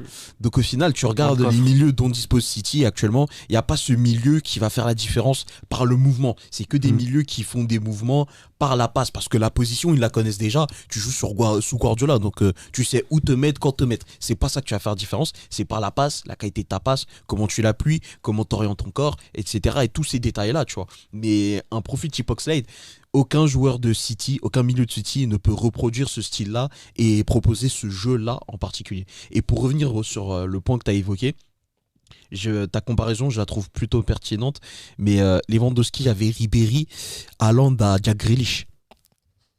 C'est sûr que c'est moins qualitatif. Et c'est pas que c'est moins qualitatif. Il a Foden, mais Foden à un moment donné, il faut bien que tu le reposes, tu vois. Et même là, Foden Ribéry, aussi. il a eu beaucoup de blessures aussi avant, donc tu vois. Et même là, Foden, quand on en parle, bon, il est bon, hein, mais j'en attends plus encore. Toi, Yasser, justement, avant de laisser la parole à Yasser, j'aimerais revenir sur ce qu'a dit Abdou sur les milieux de terrain. Il y a un contre-exemple pour moi d'un City qui utilisait beaucoup les espaces avec ses milieux, c'est 2007-2018, quand tu voyais certaines séquences en contre-attaque, tu voyais beaucoup avec un Leroy Sané, avec un Sterling, mais surtout avec un De Bruyne et même un Gundogan quand il rentrait en jeu, c'était surtout pour essayer de dévorer ces espaces-là. Et peut-être avec un vrai attaquant, parce qu'à City en 2007-2018, il y avait un vrai attaquant, il y avait Agüero. Agüero, c'est un vrai attaquant. Et j'espère et j'attends de voir ce que Guardiola va faire d'un Erling Haaland. Est-ce qu'il va un peu plus utiliser les espaces sans ballon? Et pour moi, cela pourrait bien permettre à City de une nouvelle fois changer de paradigme et à Guardiola de prouver une nouvelle fois, et ça je peux le défendre, qu'il sait s'adapter. Et toi, Yasser, est-ce que tu penses que Erling Haaland a des faiblesses dans son jeu, dans la manière de jouer de Haaland? Est-ce que tu vois des faiblesses? En fait, il a des faiblesses pour moi, on l'a dit depuis tout à l'heure, c'est dans sa faculté à faire être ce neuf qui peut s'incorporer dans le jeu, être technique, c'est pas forcément son rôle. Mais elles sont un peu contradictoires parce que c'est vrai qu'à Dortmund, il a souvent construit les actions tout seul et il a montré qu'il pouvait avoir une autre facette de numéro 9. Aujourd'hui à City, il n'a pas besoin parce qu'il a une grosse équipe derrière, ce n'était pas le cas à Dortmund. Mais malgré tout, il aura toujours cette limite. Et puis, malgré tout, on va pas se mentir, les neufs comme Haaland, comme il joue City, comme on peut le voir aussi, c'était le cas avec Ronaldo, pourquoi personne le voulait cet été, c'est qu'en fait, c'est ce genre de joueur, tu dois jouer pour eux. Et là, avec City, le collectif, il est bien huilé, tout est parfait, donc... Voilà, il n'a plus qu'à venir, je vais pas dire s'asseoir et manger, mais on lui fait les galettes, hein? Presque. Ouais, presque, ouais, c'est ça. Et il n'a plus qu'à finir. Mais là, si un jour, t'as pas ce collectif-là autour de toi, il devra retrouver cette dimension qu'il avait à Dortmund, et c'est pas celle qu'il met forcément dans les meilleures conditions. Donc il y aura toujours des limites pour les coachs, des effectifs, et lui aussi, il aura toujours ce rôle de vrai buteur et pas ce rôle d'un quelqu'un comme Karim Benzema ou Harry Kane qui sont capables de jouer aussi faux numéro 9 et mettre les buts en même temps, ce qui font d'eux les 9 les plus complets. Donc il y a quand même des limites, mais comme l'a dit Abdou, voilà, le potentiel il est là, le talent il est là, tout ce qu'il a réalisé c'est exceptionnel, c'est un cyborg. Il compense par toutes ses autres qualités, que ce soit de but, physique, et malgré tout, même s'il a quelques faiblesses, il arrive à être complet parce qu'il arrive quand même à savoir faire certaines choses dans ces domaines-là, même s'il est moins fort là-dedans. Et ça, c'est une grande force, je trouve. Donc Erling Haaland, à part les blessures, même les blessures, moi je trouve c'est... Voilà, il y en a plein des joueurs, on parlait d'Agüero tout à l'heure, ils ont eu des blessures, mais ça ne les a pas empêchés de faire une bonne carrière. C'est tant qu'il n'a pas toujours des blessures de 5-6 mois, tous les 4 mois. Comme Coman. Voilà, Coman aussi, malgré les blessures, même si Coman c'est un peu plus, mais il fait quand même sa carrière, il est quand même là.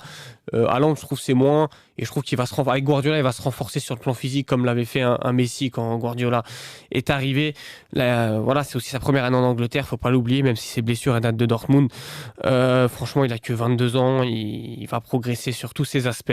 On l'a vu avec un Karim Benzema qui maintenant à 34 ans est devenu exceptionnel sur le plan physique, même s'il a rarement eu des blessures, mais voilà, maintenant il a une grande et une très belle condition. Donc non, franchement, Haaland, je vois pas qui peut l'arrêter. Si ce n'est l'ego de Guardiola, comme dit Zlatan, mais pour le moment, Guardiola montre, et c'est aussi ça la force d'Haaland, c'est que ce qui me disait tout à l'heure, mais c'est tout le monde qui connaît Guardiola et le style d'Haaland aurait pu dire oui, il rentre dans son style. Alors tu peux dire oui, Pourquoi alors Guardiola serait parti chercher Haaland? Parce qu'il pouvait pas, il a raté Harry Kane, on sait que c'était la solution parfaite, soit en termes d'âge, de profil et de niveau. Mais Guardiola, pour Haaland, est prêt à jouer pour lui et à lui demander des choses qu'il ne demandait pas et qu'il a jamais demandé aux autres attaquants. C'est de se dire, est-ce que Guardiola se dit pas, mais en fait cet homme il est tellement exceptionnel que même moi je vais m'adapter à lui. Et ça c'est exceptionnel, quelqu'un de l'ego de Guardiola comme le rappelait Zlatan. Pour toi, Raoul, est-ce qu'il est meilleur qu'Mbappé? Non, parce qu'il n'est pas aussi complet. Mbappé, il a la capacité de pouvoir jouer aux 3 postes de devant, donc ça c'est pas rien. Et à moins que je me On trompe, néglige c'est pas le cas souvent cet aspect-là. Hein. Il a un très bon jeu de passe, une grosse Ouais, vision de et jeu. c'est pas le cas de Haaland en tout cas. Moi, Être Haaland, meilleur ne veut pas dire être plus complet pour autant. il est plus complet en tout cas. Ouais. Plus complet, oui, mais meilleur, franchement, je Faut dirais pas retourner ça là-dessus. aujourd'hui.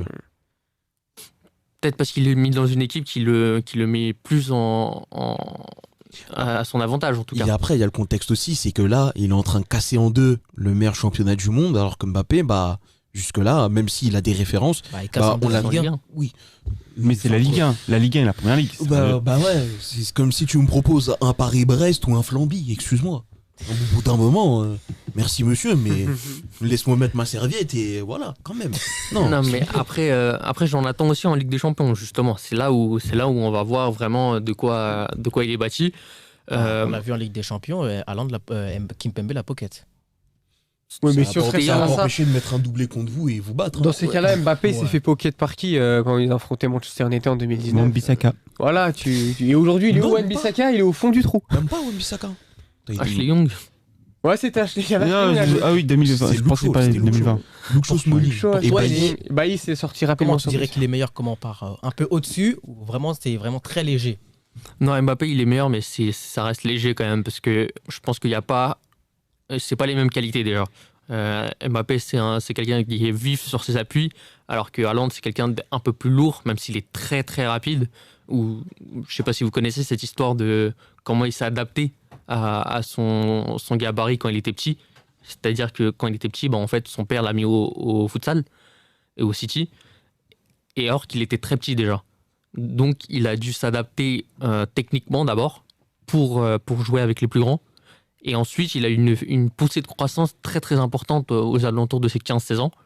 Et c'est là qu'il a eu d'un seul coup un profil très atypique, quoi. Il est très très rapide alors qu'il est très grand et très imposant. pendant près d'un an, je crois qu'il n'avait pas joué justement pour avoir justement cette prise de masse là et pour justement avoir le corps qu'on lui connaît aujourd'hui.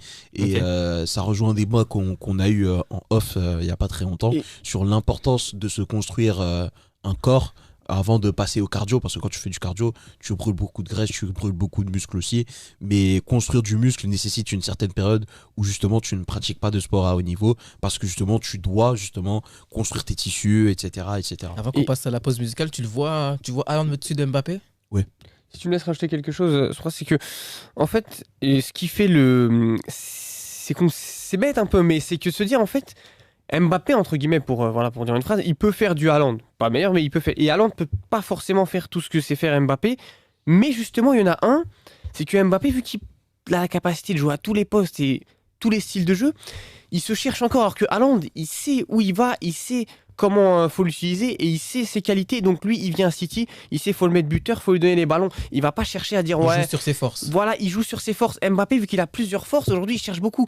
Voilà, on sait qu'Mbappé, depuis quelques temps, on dit il devrait jouer plus, prendre la profondeur et tout, mais lui, il se dit qu'il a les qualités, mais c'est un peu moins, qu'il peut un peu avoir le leader, Leader technique. technique, voilà, comme des Neymar, des Messi, et ça lui joue des tours. S'il aurait que une façon de jouer et un style de jeu, j'aurais ce style de jeu, il travaillerait sur ça.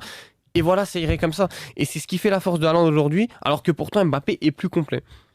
On va pouvoir maintenant passer à la pause musicale. Avant de passer à Lille, on va aller très très rapidement sur Lille pour pouvoir faire l'étude de cas. On passera à la pause musicale et on se retrouve juste après. On se retrouve avec la fin de cette pause musicale et on va pouvoir parler maintenant d'un troisième sujet. Lille, est-ce que c'est un prétendant sérieux pour le podium? Et bon, les trois, Abdou, Yasser et Raoul, ne pourront pas être très présents sur ce sujet-là. On va pouvoir régler ça. On n'a pas révisé. On va pouvoir régler ça, toi et moi, Imran. Et par rapport à Lille, est-ce que pour toi, ils peuvent jouer l'Europe à la fin de la saison? Alors oui, Lille peut jouer l'Europe parce que tout simplement, ils ont enfin les idées claires. Et je salue l'arrivée de Paulo Fonseca parce que je vois un Lille qui a des idées clair, que ce soit en termes de jeu, de pressing, d'utilisation du ballon, aussi d'utilisation des côtés, Même avec dans le notamment dépassement de fonction, quand même tu dans peux le avoir dépassement de fonction, Ismaël un Ly. Jonathan David qui passe de buteur à ailier droit, que tu peux avoir un Bayo qui tourne tous les deux. Honnêtement, moi, ce que je vois de Lille, c'est vraiment hyper intéressant. Le recrutement de Paolo Fonseca est vraiment très intelligent parce que quand tu avais un Jocelyn Gourvenec qui était, on va dire, pour rassurer l'intérim après le départ de Galtier, tu te dis que en plus c'était quand même une assez bonne saison avec Jocelyn Gourvenec où ils font 8e de finale face à Chelsea avec une bonne performance de Renato. Tu t'es dit que tu savais que c'était un poste d'intérim qu'allait assurer Jocelyn Gourvenec. Tu viens pour aller chercher un Paolo Fonseca qui a des idées de jeu très intéressantes. Premier match face à Auxerre, 4-1, victoire 4-1, victoire très convaincante en plus. Et tu as un Jonathan David qui revit en plus avec Lille où il marque pas mal de buts. Tu peux avoir aussi un Adam Ounas qui est très intéressant, qui est en plus des aides, donc je pense que tu dois très apprécier. Non, Non ils ont une grande force offensive, Lille. Franchement, il y a beaucoup de joueurs. Tu vois les Weah, les Liadji, les Ounas, les Jonathan David. Franchement, Rémi Cabella là, qui revient très bon, bien, Rémi Cabella. qui revient bien, ça reste une surprise. Benjamin Non. André aussi, ouais. Franchement, en termes d'effectifs, et ce que l'entraîneur Fonseca propose sur l'aspect tactique, il y a tout pour être là. Après, il faut voir les concurrents. Là, il y a des Marseille et Lyon qui, bon. Non, Lyon, je les mets pas en concurrent. Lyon, on verra, parce qu'avec Laurent Blanc, c'est pas ce qui va se passer. Mais Marseille, on est sur une phase descendante. Mais franchement, en Ligue 1, maintenant, t'as quand même pas mal de concurrence. Enfin, avec Rennes, Lens et Lorient. Lorient, les gars. Il y a Avec Lorient, Il y a Monaco qui revient bien. Et Monaco, franchement, là, il va falloir. Ça veut dire que Lille devra faire un sans faute jusqu'à la fin de saison. Mais après, là où Lille est intéressant, c'est que regarde, ils avaient fait les 2 premiers matchs qui étaient très intéressants où bon, on voyait quand même la patte Fonseca qui commençait à s'installer. Et après, tu as la défaite du PSG où ils prennent 7-1. Là, on va se dire, on doit se dire, ça va les tuer, ça va vraiment les détruire sur la continuité de leur saison. Et pourtant, tu as quand même une force de caractère qui commence à s'installer parce que malgré que tu aies pris 7 buts et que tu t'es fait détruire à domicile, en plus, tu au stade Decathlon Arena maintenant, en plus, ils arrivent quand même à continuer sur une bonne dynamique, à continuer sur une bonne saison, à bien jouer, à toujours prôner ce jeu très offensif, très débridé, à avoir ces intentions de jeu qui sont vraiment très intéressantes, qui sont prônées par Paolo Fonseca. Et moi, je vois quand même une force de caractère. Tu as aussi des joueurs qui sont toujours présents. Tu as Thiago Diallo qui est un peu baladé en latéral droit, un peu baladé en défense centrale. Au milieu, ils ont beaucoup perdu. Ils ont perdu, mais comme l'a dit Abdou, tu as quand même Benjamin André qui est toujours la valeur sûre de cette équipe-là, qui est, on va dire, l'âme du milieu de terrain. Tu as André Gomez qui est de plus en plus mi-titulaire, qui est de plus en plus titulaire avec Lille. Et vraiment, il est vraiment très très intéressant dans le double pivot. Après, j'aimerais bien le voir en tant que numéro 10. C'est celui qui était de Manchester. Oui, il est à Manchester United. Carrière FIFA. Ça, c'est carrière FIFA, sa carrière FIFA et FM. Franchement, il est vraiment pas mal dans le double pivot avec Benjamin André. Et comme tu l'as dit, Rémi Cabella, il revient vraiment très très bien. C'est vraiment un taulier de cet effectif en numéro 10. Très bon joueur de Ligue 1. Très très bon joueur. Tu as aussi un recrutement intéressant. Tu vas partir chercher André Gomez. Tu vas partir chercher Adam Ounas, qui était vraiment bon, qui était aussi un bon joueur de Ligue 1. Donc au final, ils peuvent aller prendre le top 3. Moi, je pense que à minima, ils doivent aller chercher le top 5 pour revenir déjà en Europe. Et là où pour moi, je vois pas Lyon être un concurrent fort de cette Ligue 1, c'est parce que déjà, tu as perdu Peter Bosz et donc il faut revenir sur de nouveaux fondamentaux. Tu as pris Laurent Blanc. Ça faisait longtemps que Jean-Michel Holins pensait à Laurent Blanc. Et au final, maintenant, il est enfin installé. Tu as un effectif qui est de qualité pour moi. Il faut pas dire que l'effectif de Lyon n'est pas un effectif de qualité. C'est un effectif de qualité. Que celui de Lille, déjà. C'est un meilleur Après, effectif. celui de Lille, moi, j'aime beaucoup. Parce qu'en fait, il alterne jeunesse, expérience, C'est ça, qualité. exactement. Et en fait, pour moi, ce serait plus un projet d'avenir. Tu vois, Lille 6 arrive à bien développer pour moi, leurs c'est pas joueurs un projet sur le Tu vois, court terme. d'ici 2-3 ans. Mais après, il faut voir. D'ici 2-3 ans. Voilà, on sait très bien. Mais on sait très bien, malheureusement, avec les clubs comme Lille, quand ils ont pas le gagné, temps. c'est normal. Comme Monaco, très ça leur est arrivé. C'est qu'une fois qu'ils ont explosé, après. Et même quand ils restent, qu'on a vu avec Jonathan Iconé. Voilà, ils ont plus envie d'être là et limite tu brides leur carrière en fait que vaut mieux laisser partir et toi tu prends ton argent. La saison que où les ils garder finissent trop longtemps. champion, t'as Bradaric, t'as le latéral droit, j'ai oublié comment il s'appelle, qui voulait lui aussi partir. Selic, Zelkit Selic qui voulait partir, Jonathan Iconé qui voulait partir, Jonathan Bamba qui voulait partir. Bon, au final maintenant il est resté et il est vraiment très intéressant cette saison-là. Et là où moi je vois pas Lyon, c'est déjà comme je l'ai dit, Peter Bosz est parti, donc il faut partir avec de nouveaux fondamentaux. Et moi je vais pas fustiger un peu la direction parce que je vais pas les fustiger même s'ils ont fait pas mal d'erreurs. Pour moi c'est l'effectif en lui-même, c'est les joueurs en eux-mêmes, dans leur mentalité en eux-mêmes. J'arrive pas avec ces joueurs-là parce qu'on a beau vouloir critiquer Peter Bosz, et à raison, on peut critiquer Peter Bosz sur ce qu'il a fait avec Lyon et il n'a pas montré énormément de choses. Mais pour moi, les joueurs, je suis désolé, mais les joueurs, ils ne montrent rien sur le terrain. Et c'est là où pour moi, je me dis que le top 3, ça peut leur porter préjudice. Parce que quand l'année dernière, avec les moyens que tu as, tu es censé être le 2e ou 3e budget de Ligue 1, que tu finis 8e au classement, que des équipes comme le RC Lens qui finissent devant toi, que tu as des joueurs qui sont pas bien dans leur tête, ou Sam Aouar, Moussa Dembélé, Kartoko Etambi, Paqueta, qui est quand même même un bon joueur, mais il peut alterner entre bon et mauvais. La satisfaction de l'année dernière, c'était Même Tété. des Boateng, pas très bien. Boateng, il a cassé le vestiaire au début de la saison l'année dernière. Donc déjà, c'est très compliqué. Si on parlait que de football. Pour moi, la seule limite du LOSC, c'est la profondeur de banc. Et je pense que cette saison, pour lutter pour la Ligue des Champions, ce sera beaucoup trop léger. Et même pour la course à l'Europe en soi, parce que tu as des équipes comme Rennes qui ont une grosse profondeur de banc, tu as Marseille qui a une grosse profondeur de banc et qui en plus va être délesté de la Ligue des Champions. Donc tu auras un gros effectif pour faire face à tout cet enchaînement-là. Ensuite, tu as Lens également qui commence à avoir une profondeur de banc assez sympa. Et enfin, tu as Monaco. Et Monaco, on sait que eux, ils sont toujours là. Ils ont une profondeur et des moyens. Et Monaco, le problème. Ils spécialisent les fins de saison. Et Voilà, même exactement. là, ils font une deuxième partie de saison même. ils font un bon début de saison, en tout cas plutôt bon par rapport à celui de l'année dernière. Donc pour moi, Lille, c'est pour moi l'équipe qui va être l'épouvantail, qui va être l'arbitre. Mais Ouais, il y a le RC Lens et le Stade Rennais, ils sont largement devant, les gars. Après, on n'a pas dit le contraire, mais ils peuvent être dans la course. Mais dans la course, oui. Et après, dans la course, ça veut dire quoi? Si y a, Pour moi, ils peuvent accrocher l'Europe. Oui, l'accrocher, oui, mais après, si arriver à 6 points du podium, ça veut dire l'accrocher, oui, on peut être En d'accord. tout cas, s'ils arrivent à 6 points du podium, ce sera une très belle saison pour eux. Oui, on est d'accord. On n'aura pas tous misé Mais il y sur aura ça. mais est-ce qu'ils seront sur le podium? Moi, je me mouille, je pense que non. Mais en tout cas, même pour eux, de toute façon, d'être sur le podium, franchement, je trouve que ce serait pas bénéfique qu'ils jouent à la Champions League l'année prochaine. Alors peut-être que vous allez dire, Je suis d'accord. parce que moi je le vois aussi avec Marseille, c'est vrai que des fois c'est intéressant parce que tu le vois, en fait, c'est quand plus tu la joues, plus tu prends en galon, même si tu finis 4ème. Mais ce serait plus intéressant pour moi qu'ils jouent Non, mais voilà, une Ligue Europa ou une UEFA Conference League, ce serait plus adepte. Parce que si c'est pour venir en Ligue des Champions et ne rien faire et finir 4ème, et t'as même plus d'Europe derrière. Non, mais surtout que ouais, genre ça te tue ton début de saison parce que la préparation elle est différente. Voilà, en plus tu penses qu'à ça pour rien faire. Mais moi, ce qui me dérange au contraire, c'est d'aller justement pareil en Conference League ou en Europa et de rien faire. et de rien faire. Là, C'est c'est catastrophique, d'y aller. Ouais, mais si tu vas pas, ça veut dire que t'as fini quand même assez bas dans le classement. Donc malgré tout, vaut mieux y aller que. Oui, c'est sûr, et c'est sûr qu'économiquement c'est plus intéressant aussi, mais d'y aller et de mettre son équipe bis. Ça, pour moi, ça n'a aucun intérêt. Après, on va. Là, j'ai juste une question par rapport à tout ça. C'est la vraie question, ce serait pas plutôt cette saison, mais l'année prochaine pour moi, parce qu'en fin de compte, c'est est-ce que ton club aura les reins suffisamment solides pour assurer de la continuité? Est-ce que l'équipe, est-ce que les joueurs vont rester? Est-ce que tu sauras te renforcer intelligemment? Parce que vous l'avez souligné, Exactement. la profondeur de banc, c'est ce qui manque au LOSC. Par rapport à la profondeur, je suis pas trop d'accord parce que tu as quand même des joueurs intéressants. Tu peux avoir du Edon Zegrova, tu peux avoir du Ismaili, tu peux avoir des joueurs comme Liadji, tu peux avoir Mohamed Bayo, même si c'est un peu compliqué. C'est une profondeur, c'est léger. tu C'est vois. léger, mais si des tu aspires jeunes à joueurs. jouer une Coupe d'Europe et vraiment faire quelque chose, ne serait-ce qu'un parcours honorable, sortir des phases de poule, tu as besoin quand même de quelque chose de plus concret en sortie de banc. Et même parmi tes titulaires, pourquoi pas aller chercher un joueur d'un autre calibre. Par exemple, actuellement, tu as l'ascendant sur l'Olympique Lyonnais. Pourquoi tu n'essaierais pas d'aller piocher chez eux en te disant, voilà, nous, voilà, notre projet, c'est ça. Ce qu'on vit, c'est ça.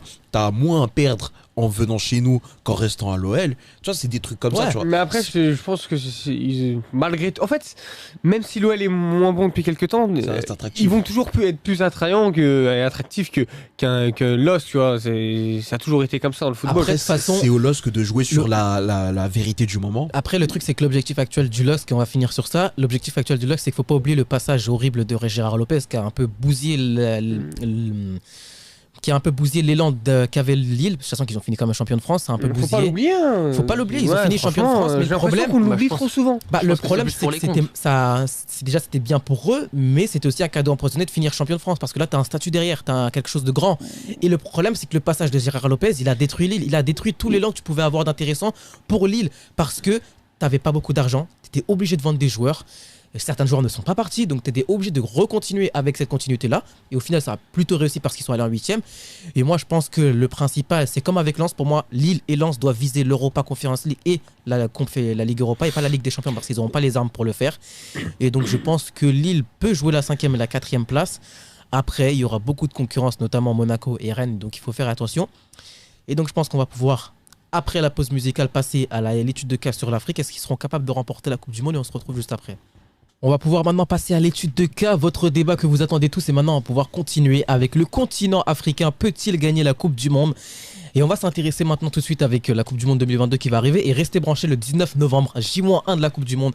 Grosse émission, gros débat étude de cas sur le soft power de la Coupe du Monde pour les pays. Et on va pouvoir commencer avec toi, Imran. Est-ce que le Sénégal peut créer la surprise à la Coupe du Monde 2022 ? Absolument, parce que le Sénégal, c'est une équipe qui a plus aucun complexe. Déjà, il faut savoir qu'elle a l'expérience de la précédente Coupe du Monde et que la plupart de son noyau l'aura. Sadio Mané, Idrissa Gana Gueye, Cheikhou Kouyaté, mais surtout Kalidou Koulibaly. Et tu auras aussi une force avec Edouard Mendy dans les buts. Non, Edouard Mendy n'a pas connu la Coupe du Monde 2018, mais il a connu les épopées. Il a connu les échecs, il a connu la Ligue des Champions. Ensuite, niveau jeu, cette équipe, c'est l'équipe que tu ne veux pas croiser par excellence. Parce que c'est une équipe qui défensivement est très bonne. Elle densifie énormément l'axe pour permettre à l'adversaire d'être totalement perdu, notamment dans l'utilisation des milieux de terrain et dans la fermeture des espaces, un peu comme le Chelsea de Thomas Tuchel version janvier 2021. Mais surtout pour moi, ce qui fait l'avantage du Sénégal, c'est l'aspect psychologique. T'as cassé toutes tes barrières qui faisaient que le Sénégal était une sélection maudite. Le premier trophée, le parcours en Coupe du Monde. Et donc, pour moi, cette génération-là, et en plus dans cette optique de last dance pour certains, notamment chez Kouyaté ou même Koulibaly, t'as plus ce complexe d'être attendu. T'as plus, on va dire, ce complexe de avoir ton match référence. D'avoir ta référence. Après, ils l'ont, leur référence. Moi, je te comprends par rapport à ça, mais je trouve qu'on en fait vraiment, en France en tout cas, beaucoup trop sur le Sénégal. On en fait trop sur le Sénégal et j'ai l'impression qu'il y en a certains qui oublient le groupe qu'ils ont. Alors certes, ils ont le Qatar, mais l'Équateur et le Pays-Bas, c'est pas des épiciers non plus. Et moi, je trouve qu'on en fait beaucoup sur cette équipe du Sénégal. Mais surtout, parce qu'au final, les équipes africaines en Coupe du Monde, alors même si voilà, il peut y avoir un contexte auquel on peut attribuer leur parcours, si on enlève depuis l'Algérie 2014, les équipes africaines en Coupe du Monde, c'est assez compliqué. Et je trouve qu'on oublie beaucoup que leur groupe, où tu peux avoir les Pays-Bas qui sont quand même une équipe très qualitative, tu peux avoir l'Équateur, où tu peux avoir ce magnifique double pivot Caicedo et Soupinian. Incroyable. Il faut vraiment que le Sénégal fasse très attention parce que on en fait beaucoup trop sur le Sénégal et on les voit peut-être plus beaux qu'on ne le pense. Peut-être faut oublier que le Qatar est à domicile, donc surtout, tu sais que surtout que eux, ils ont pour vraiment ambition d'au moins sortir de cette phase de groupe là. C'est l'objectif de tout le pays en fait. C'est vraiment ça. Donc il y aura une pression double voire triple sur eux. Là, Tamim, il veut pas louper cette occasion là. Et le Sénégal, moi j'ai envie de croire en eux, mais il y a quelque chose qui me fait relativiser. Et ça correspond à ton club, la forme d'Edouard Mendy. Il n'est plus en confiance, il n'est plus titulaire et arriver dans une grande compétition comme la Coupe du Monde ou même une CAN avec ton gardien qui t'a permis d'aller chercher la CAN justement, qui n'est pas en confiance. Bon, l'opportunité du Sénégal, c'est qu'ils ont quand même un bon réservoir. Ils ont Moridio, si je me trompe pas, au cage. Ils ont Sini Dieng aussi, qui est très très bon. Mais il jouera quoi qu'il arrive. Le latéral gauche qui n'a plus de club actuellement, Saliou 6, voilà. Ils ont Saliou 6, ils ont Sabali. Il y a plein de joueurs dans l'ombre comme ça qui sont moins cités que les joueurs un peu plus mainstream. Très expérimentés, Youssouf Sabali. Mais qui sont très très importants aussi. Et d'ailleurs, si Saliou 6 peut participer au mondial, même s'il a pas joué jusque là, je pense que ce sera nécessaire pour Sénégal parce qu'ils doivent avoir ce contingent de joueurs qui a gagné la CAN et amasser ce maximum d'expérience, maintenir cette dynamique là. Pour moi, ce sera nécessaire.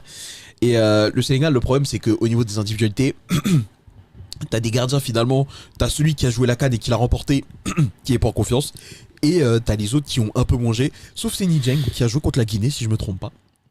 Et d'ailleurs, champion d'Afrique ou pas, vous n'arrivez pas à nous battre, les gars, donc restez tranquilles. Et j'étais obligé de le caler. Bandit. Non, franchement, le Sénégal, j'ai envie de croire en eux. Pour moi, c'est le pays africain qui a la poule la plus abordable par rapport aux autres pays, on le verra après.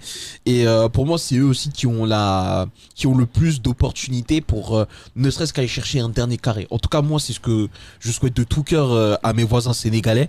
La Trinité du Mafé doit triompher et ça doit passer par un dernier carré. Juste avant que je te donne la parole, Yasser, qu'est-ce que t'en penses toi du Sénégal? Non, mais le dernier carré, je trouve qu'Abdou... C'est possible. Franchement, c'est la Coupe du Monde de toutes les incertitudes. Ouais, c'est vrai que c'est la Coupe du Monde de toutes les incertitudes. Mais moi, le Sénégal, ils ont un très bel effectif, ils ont une belle force collective, les résultats ont été là. Mais moi, je pars du principe que là, la CAN qu'ils ont gagnée et les qualifications contre les Coupe du Monde qu'ils ont faites, c'est la dictature du résultat qui prime. Parce que ça joue à peu et franchement, jusqu'à la demi-finale de la CAN, voilà, mais même en finale. La demi-finale, c'était pas trop dans le jeu, c'était compliqué. C'était pour pas dire mauvais. Même, tu vois, même aujourd'hui, on en rajoute sur la CAN de Mané, c'était un leader. Si tu la prends pas la CAN, tu dis pas ça du tout. Comme en finale, voilà, tu rates et tu gagnes le tir au but. Franchement, ça se joue un peu, mais c'est une grande force collective. Il faut un peu de chance dans le football. Ils ont les qualités, je dis pas qu'ils n'ont pas prouvé, mais voilà, moi je vais pas m'emballer, même sur le plan africain.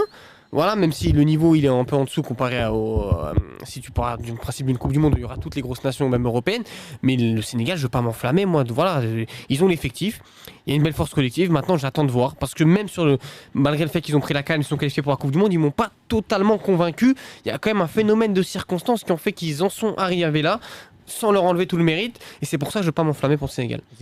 Juste pour rebondir sur ce qu'a dit Abdou sur Edouard Mendy n'est absolument pas en forme, il ne joue plus avec Chelsea, c'est Kepa qui est passé devant, mais Edouard Mendy avec le Sénégal, je trouve qu'il n'est pas trop sollicité, et justement l'excellente protection de surface qu'a le Sénégal, avec toute cette densité de joueurs dans l'axe, ça pourrait permettre à Edouard Mendy d'avoir confiance et de surtout être moins sollicité. Il profite d'une charnière Khalidou Koulibaly, Abdou Diallo, c'est aussi pour moi, une la force clé, elle est qui là. qui peut être un Mais moi, il faut oublier, c'est la Coupe du Monde là. C'est la sollicitation d'Edouard Mendy, mais justement à la Coupe du Monde.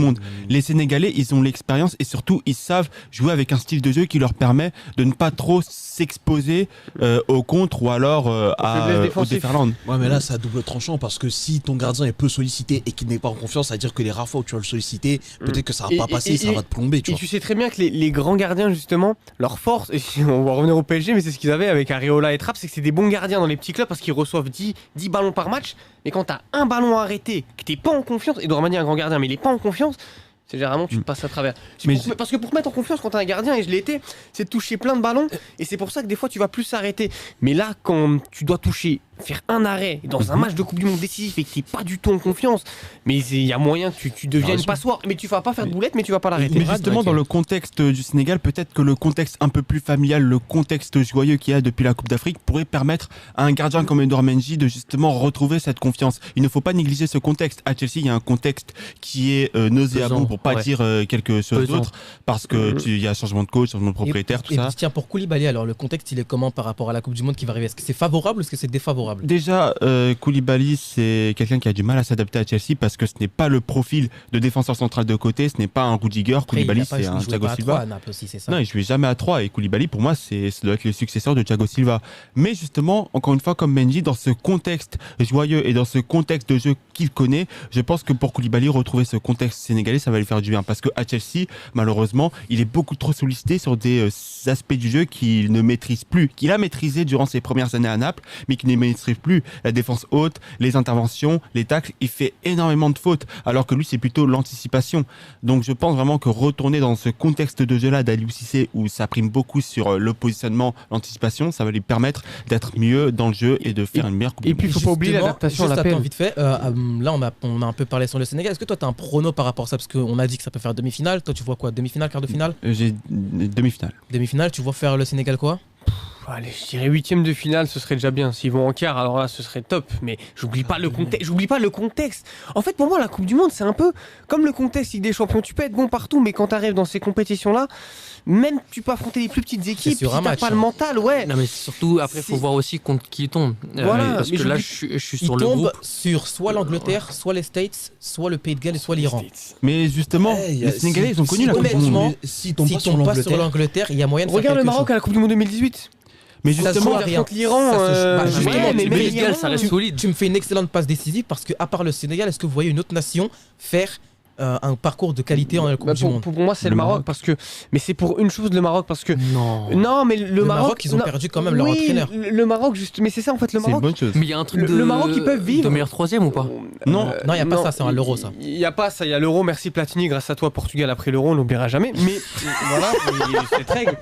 Une légende française qui donne l'euro. C'était inattendu. Non, mais il faut pas l'oublier. Mais maintenant, sur le Maroc, ils ont été pas bons à la CAN. Ils ont peu de force collective, franchement, il y a peu de. Non, le Maroc à la CAN jusqu'à l'Égypte, franchement, ça allait. Et face à l'Égypte, il sort sur le plan mental. Et franchement, Hakimi fait une grosse CAN. Il y avait vraiment une force collective autour d'Aïs. Franchement, dans le jeu, dans le contenu, le Maroc s'est proposé à la CAN jusqu'à leur élimination. Et franchement, de ce qu'on avait vu, ils sont juste tombés sur plus fort qu'eux mentalement. Franchement, moi, je trouve que ça a été moyen. Les qualifications de Coupe du Monde, tu passes, mais tu tombes contre le Congo. On va pas se mentir, tout le monde rêvait de tomber contre eux. On a vu ce qui s'est passé à l'avant-match. Voilà.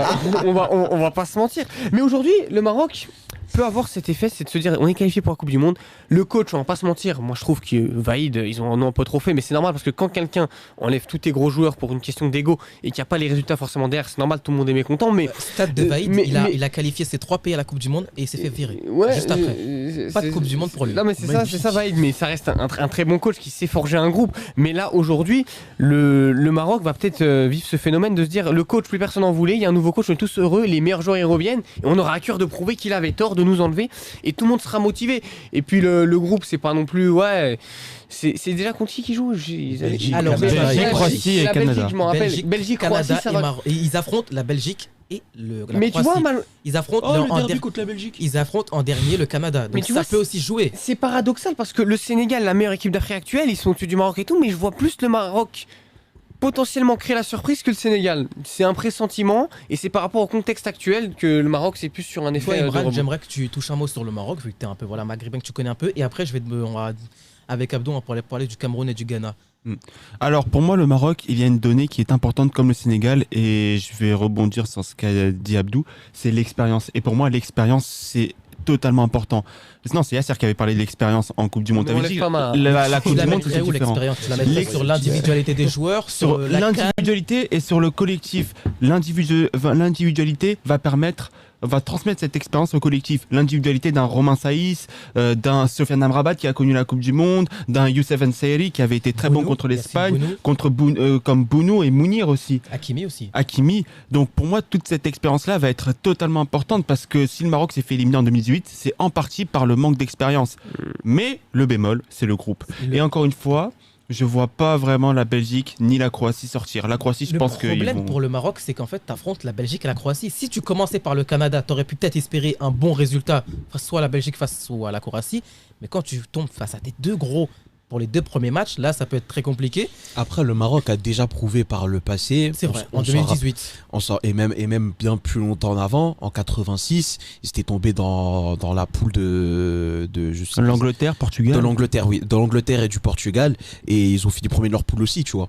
Et le Maroc, c'est d'ailleurs le pays africain qui a décomplexé les autres pays africains par la suite dans l'histoire de la Coupe du Monde. Donc, s'il y a un pays qui serait capable de proposer quelque chose avec un groupe aussi relevé, eh ben, ça serait eux, parce qu'ils l'ont déjà fait. Et pourquoi pas espérer en tout cas, les Marocains auraient des raisons de se dire, il y a un truc à faire, tu vois. Et ça peut être aussi l'occasion du nouvel entraîneur de pourquoi pas forger un groupe pour la Coupe du Monde et pourquoi pas pour la prochaine CAN Ils auront, 2023. ils auront un esprit revanchard par rapport à Vaïd et au Exactement. contexte des derniers. Et surtout- Et surtout rapport à aussi 2018 2018. surtout. Et par rapport à ça, Abdou, on va pouvoir parler un peu du Cameroun et du Ghana. On va un petit peu parler de la Tunisie, peut-être, Inch'Allah. Ouais, non, il n'y a rien à dire Il n'y a sur rien à dire parce qu'on s'est fait éliminer, donc il n'y a rien à dire sur la Tunisie. c'est faible. Non, on va parler de la Tunisie. Non, on ne parlera pas de la Tunisie. Si, si. Non, J'ai oublié, ils ont joué contre qui du coup en barrage de qualif? aucune idée. Arrêtons de parler des barrages, s'il vous plaît. Donc pour le Cameroun, il y a eu, voilà, on a vu ces vidéos avec des grands discours de Samuel Eto'o. Au final, je pense que malgré qu'ils aient fait demi-finale, c'était quand même intéressant dans le jeu, même s'il y avait quelque chose à améliorer. Et surtout, la séance de tir au but elle reste quand même assez mémorable. Mais est-ce qu'on peut dire que le Cameroun, qui a le Brésil, la Serbie et la Suisse, encore des retrouvailles avec le Brésil, est-ce qu'ils ne sont pas tombés dans un groupe très piège, parce que la Serbie, il faut faire attention. Ben, ils sont tombés dans un groupe piège et ils peuvent être l'équipe piège. Et en fait, le truc, c'est que le Cameroun, ils ont ce truc en Coupe du Monde. Je te dis pas qu'ils vont se qualifier, Après, ils ont mais quand même un beau passif. ils ont un beau passif, ils sont bien encadrés. Quand t'as des mecs comme Samuel Eto'o qui sont là pour te tranquilliser, te donner de l'expérience et Un tout. peu comme le Nigeria. Surtout qu'il a choisi un entraîneur qu'il connaît. Ouais, Beau enfin, passif il a en calé Coupe son du pote, quoi. Voilà, Faut c'est être ça. honnête. Mais moi, j'ai des doutes sur Rigobert Song en tant que coach, mais sur Samuel Eto'o et l'influence qu'il est capable d'avoir sur comment aborder les matchs, la préparation, etc. Essayer de décomplexer les siens, justement, avant qu'ils rentrent, affronter les Neymar, Vinicius, les Shaqiri, les Vlahovic, qui tu veux. Ça, je pense que Eto'o, il aura un rôle très, très important à jouer. Maintenant, est-ce que les Camerounais seront capables de le faire? Je leur souhaite. En tout cas, j'aimerais vraiment voir le Cameroun sortir de cette poule. S'ils sortent de Honnêtement, la poule, j'ai aucun feeling sur la Serbie, tu vois. Donc je te dirais que vraiment le Cameroun, s'ils font le job contre la Suisse au moins. j'ai envie de dire que la Serbie, c'est l'équipe piège de ce groupe-là, parce que franchement, il y a vraiment des joueurs de qualité. Tu as Mitrovic, tu t'en souviens bien, premier match de Pro Championnat en Première Ligue. Dusan Vlahovic, SMS, Dusan Tadic, Filip Kostic. Bon, je dirais pas Jovic. Milenkovic parce que aussi. Hein. Milenkovic, Goudelj, Marko Dimitrovic. Donc, bon, Mais il en a fin fait de des compte, biches, c'est pas. mais- Vous trouvez pas que c'est tous des équipes pièges à part le Brésil? Bah, le Brésil, de toute façon, s'ils sortent pas premier, c'est Oui, catastrophique. mais les trois, c'est des équipes pièges. La Suisse nous a éliminés. Les trois, ils ont un profil de mais surtout le Cameroun et la Suisse, d'équipes quand même dans leur continent qui peuvent causer des problèmes aux autres, aux plus gros, qui ont un bel effectif mais qui ne sont pas les meilleurs. En fait, ils ont un statut d'outsider. Et la Serbie est un peu en dessous pour moi. Et surtout, ça jouera plus entre le Cameroun et la Suisse. Mais tu tomberas soit face au Portugal, Ghana, Uruguay, qu'on va en parler juste après. Parce que moi, ce que je te dirais, c'est que bon, le Brésil, on les met tous favoris, mais attention à ne pas déjouer du coup. on se rappelle de 2018. Mais pour moi, c'est la Suisse en fait que le Cameroun devra absolument battre parce que c'est pour moi le candidat le plus sérieux. Ils ont fait ils ont une expérience. Ils ont une expérience. Ils sont 2014, ils étaient là. 2018, ils étaient là. 2021, ils nous sautent. 2021, ils sortent l'équipe de France. Donc même si c'est une équipe qui est peut-être un peu sur la fin parce que les cadres historiques commencent vraiment à vieillir. Les Shaqiri, Seferovic, etc. Toujours est-il que les monstres d'expérience très souvent vont s'en sortir. Peut-être que tu es moins vivace, peut-être que tu es plus fatigué, mais l'expérience n'est jamais un défaut et c'est l'un des arguments de la Suisse. C'est un des arguments qui pourrait peut-être faire que le Cameroun chute parce que il me semble qu'il n'y a aucun joueur dans cette sélection qui ait connu la Coupe du Monde 2014. Ils n'ont pas participé à 2018. Même pas Vincent Boubacar. Je crois pas qu'il y ait chez Vincent Boubacar. Pour le Cameroun, ça sera d'abord la Suisse. Ça c'est excellent. D'abord après la Serbie, après le Brésil. Donc en fait la Suisse, le Cameroun, c'est l'inverse pour moi du Maroc, parce que tu affrontes deux équipes qui peuvent être abordables sur le papier et tu affrontes le plus gros derrière. Franchement, pour moi le Cameroun, ils ont les arguments et je te dirais, je vais me mouiller, pour moi le Cameroun va sortir de sa poule. Et on va maintenant passer au Ghana. J'aime vraiment parce que pour moi le Ghana c'est peut-être l'inconnu de ce groupe-là parce que il y a eu beaucoup maintenant de binationaux. Voilà, ça commence à être un petit peu la mode là, ces binationaux avec Thomas Partey. Je sais pas, Thomas Partey, c'est pas un binational. Non, lui, c'est.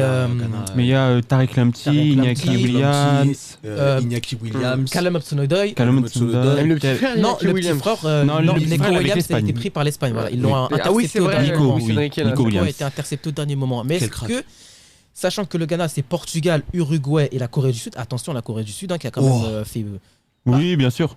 Oui. L'Allemagne. Oui, mais au final, ils sont sortis de leur poule. Oui, mais c'est une Allemagne en fin de cycle. Quand en fin de cycle, tout le monde peut te battre. C'est sûr pas une Allemagne qui, en fin de match, a totalement lâché. Quoi. Et en tout cas, le Ghana fait le premier match Portugal. Et après, la Corée. Le Portugal, vu leur état de forme du moment, je te dirais, franchement, les Ghanéens, ils auraient tort d'arriver et de se dire ouais, il y a Cristiano Ronaldo en face. Non, tu te dis, ils sont pas meilleurs que nous. Venez, on leur rentre dedans, on leur fait comprendre la vraie vie. Moi, c'est ce que j'aimerais vraiment voir chez les nations africaines.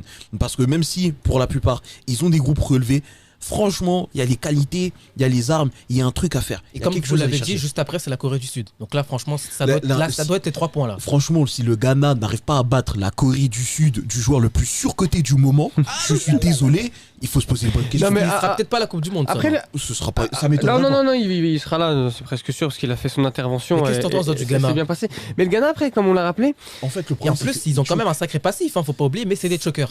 C'est ça. En fait, le problème, c'est qu'en fait, le Ghana se moque de nous. Parce qu'au moment où tu mises le plus d'espoir sur eux, ils se moquent de toi, et au moment où t'attends rien d'eux, c'est là où ils s'en sortent. Donc le Ghana, c'est l'équipe la plus, pour moi, c'est l'équipe africaine, c'est la plus impronosticable qui soit. Ils peuvent autant sortir comme sortir de leur poule. Tu te diras je suis pas étonné. Et en plus, mais vous l'avez rappelé, c'est qu'il y a ce contexte binational, sur les binationaux, c'est que franchement, ça instaure pas une grande sérénité quand tu veux construire un groupe. Regardez le Cameroun, où un Samuel Eto'o, il dit un Joël Matip, il viendra pas quoi qu'il arrive, peu importe statut à Liverpool. Pourtant, c'est un bon joueur parce que on a gagné comme ça, on a gagné sans lui, donc on va aller sans lui. Le fait de pas toujours aller chercher les binationaux, ça montre que tu as confiance dans tes joueurs, là, toujours aller les chercher, essayer d'aller les interpréter, même si c'est des cracks les mecs, heureusement que tu les veux dans ton équipe, mais ça instaure pas une grande confiance autour du groupe. Et quand tu regardes le Ghana, c'est avec les frères Ayou et tout, aussi en sélection. Ah oui, d'ailleurs, faut pas oublier, ils affrontent l'Uruguay. Attention, passif. En plus, mais au-delà de ça aussi, je pense que le problème du Ghana, et on l'a vu lors de la dernière CAN, c'est qu'en fait, il y a une jeunesse qui est là et il faut qu'elle prenne en maturité, en expérience, et elle ne l'a pas. Des cadres. Les cadres sont là, ils ont une idée du haut niveau, mais peut-être pas de la Coupe du Monde. Donc le vrai souci, je pense que pour le Ghana, ça va être ça. Il y a la place pour faire quelque chose. Peut-être que leur insouciance et cet aspect fraîcheur de la compétition peut les porter, mais sur le plan de l'expérience, parce que c'est ce qui fait la diff en Coupe du Monde, clairement, je pense que là, ça va un peu pêcher pour eux. Ouais, en tout cas, ouais, je pense qu'il y a quand même pas mal de choses intéressantes. On verra ce que va faire ou non le Ghana. Après, surtout, le faut pas Cameroun. oublier sur les équipes outsiders, c'est de jouer avec le cœur. Ça, c'est le principal. Et c'est comme ça que toutes les, entre guillemets, les petites nations, je repense au Pays de Galles, l'Euro 2016 et plein d'autres, c'est comme ça qu'elles en sont sorties. Parce que à la fin, elles ont tous le même profil, c'est qu'elles ont un grand joueur. Voilà, que ce soit Gareth Bale, Alaba pour l'Autriche. Mais Voilà. pas un gros effectif. Mais l'effectif autour est un peu limité, mais ça dépend après de la prestation du gros joueur. Est-ce qu'il arrive à porter les siens et est-ce qu'autour, il donne tout sur le terrain et c'est comme ça que ça va se jouer. Bon, je pense qu'on va pouvoir. Bon, on va quand même en parler. La Tunisie, même si vous nous avez éliminés, on va quand même en parler. Je vais commencer avec toi, Imran. Au vu de ce qu'on voit avec la Tunisie, qui quand même a quand même quelques petits joueurs intéressants. On va comme voilà, le plus connu, c'est Animal Belgebri. Ceux qui jouent à FM le connaissent. France, Australie, Danemark, Tunisie. Est-ce que la Tunisie peut faire quelque chose? Non, faible dans le jeu, faible mentalement, capable de sortir des matchs à tout instant. La Tunisie, c'est dehors, 4e. Emballé, c'est pesé. C'est la sélection. Je suis d'accord avec toi, cette info me plaît, donc je valide. Donc J'ai vraiment Tu manqueras rien plus de fricasser, contre la sélection tunisienne. Enfin, un peu quand même parce qu'ils ont adoré faire du mal à mon Algérie. Mais vraiment, quand je regarde leur CAN 2022, quand je regarde leur qualification, leur où ils sont tombés, qualification, c'était horrible. Pas de C'est- jeu, rien du tout, mais on ils arrive sont à perdre faibles parce dans le qu'on est jeu. nul. Ils sont faibles. Et la Tunisie, historiquement, donné ça sur a un toujours but triplé à la été. FIFA. La Tunisie, ça a toujours été une franchement, équipe je te qui est jure que faible les dans le jeu, qualifications, qui c'était est moche kiffant. à voir. Vraiment. Donc la Tunisie, Non, ça va être franchement, dehors. cette info me plaît, donc je valide, on peut continuer. Dehors. La Tunisie, je suis d'accord avec Imran, mais malgré tout, il y a un contexte qui fait que je peux y croire pour eux, c'est l'équipe de France. Et comme je dis l'équipe de France, pour moi, il y a une 9 chances sur 10 que ça sort en poule. Et si tu sors en poule, Ça va pas sortir en T'inquiète, de poule. toute façon, on en parlera. Ouais, mais tu vois, de non, France. Il n'y a pas de certitude. franchement, quand tu vois la France, sur qui on Eh, a je perdu, vais- qui je on vais a te perdu dire le un dernier truc. match. Et de toute façon, tout sur Chouameni, hein. Il y a que ça à dire. Je vais vous dire un truc. C'est l'équipe de France qui a lancé, qui a commencé avec cette malédiction du champion elle du qui va monde en entier. finir. C'est elle qui va la terminer. Eh Simple. ben, je pense qu'on pourra terminer Bah, sur j'espère Et ça. n'oubliez pas une chose. Karim Benzema en 2022, il a une baraka phénoménale. Donc, Je cette pense équipe qu'on de pourra- France là, On pourra Ouais, mais si terminer. Didier Deschamps a perdu son animal fétiche, c'est compliqué. On pourra terminer sur. On pourra terminer sur ça. En tout cas, cette info me plaît par rapport à la Tunisie. Je suis extrêmement d'accord par rapport à ça. Ils Et nous ont pour éliminés. rajouter Sora, parce que là parlé de Chouameni, il faut faire attention, il y sera, mais lui aussi, il a eu un petit pépin physique, Abdou peut confirmer, et Karim Benzema aussi. Décidément, la malédiction. Et donc maintenant, on va Là-dessus, pouvoir jusqu'au bout. passer au quiz spécial LDC. C'est bon, Raoul, tu peux te réveiller, Raoul. Ça y est, tu peux sortir de ta tanière. On va pouvoir il a hiberné. On va pouvoir passer maintenant à un quiz spécial Ligue des Champions. Alors, je crois que j'ai combien 1, 2, 3. Je crois que j'ai une dizaine de questions pour vous. Je crois que j'ai 10 questions tout pile par rapport à la Ligue des Champions, qui sont des Faire un sans questions faute. pas trop dures. Ça va. On va de la première Ligue des Champions à récemment, peut-être. Peut-être. T'as ramené le buzzer ou Il n'y a pas de buzzer, celui qui répond le plus rapidement. D'ailleurs, de l'histoire de nos quiz, c'est Fergus qui a gagné. C'est Fergus qui est pour l'instant le premier. Je vais peut-être faire un petit classement pour voir qui va finir premier. Et celui qui gagne, il aura rien. Peut-être un chewing-gum Hollywood, mais La play. non, il n'y aura pas de play, j'ai pas d'argent. Laisse-moi remplir le frigo. Et on va pouvoir commencer par la première question. Qui sont les adversaires de la première finale de la Ligue des Champions? Reims Real Madrid. Un point pour Abdou. On va pouvoir continuer. En quelle année l'Inter remporte sa première Ligue des Champions? Ah, tu sais quoi? On va faire un tour de table et voir qui est le plus proche. Raoul, en quelle année pour toi l'Inter a remporté sa première Ligue des Champions? Bah, j'aurais dit 2010, mais non. Bah t'as dit ok. 1965. Yasser, 1973. vas-y. 1964. C'est 1964. Pandi. On va continuer un tour de table. Dans le classement des meilleurs buteurs de la Ligue des Champions, à quelle place figure Shevchenko? On commence avec toi, Yasser. 5ème. Abdou, Sixième. Entre 8e et 10e. non, un chiffre. Non. 9. 6. T'as dit quoi? 5. T'as dit 6. Ça fait un point pour Raoul et Abdou. Il était 7ème au classement des meilleurs buteurs. J'ai pas la baraka. C'est terrible. Donc ça fait 2-1-0-0. 3-1-0-0. Et on va continuer avec ces classements. Combien de buts a mis Raoul en Ligue des Champions? 71. J'allais dire 73, moi. 71. Il a dit en premier, donc ça fait 4-1-0-0. Après Benzema, qui est le second français avec le plus de buts en Ligue des Champions? Henri. Imran, Vamos. 4-1-1. On va pareil, on va faire un tour de table. À quelle place se trouve Mbappé au classement des meilleurs buteurs de Ligue des Champions, Imran? chiffre. 11e. T'as dit 11ème, hein? Raoul, 13e. Yasser, 15ème. 10e. C'est Yasser qui se rapproche. Il était 19e. Il est 19e au classement des Vous l'avez buteurs. mis trop, Et notre vous l'avez équipe beaucoup, nationale, quand même, hein. franchement. J'avais lu qu'il avait atteint la barre des 40 buts. Je me suis Ouais. dit.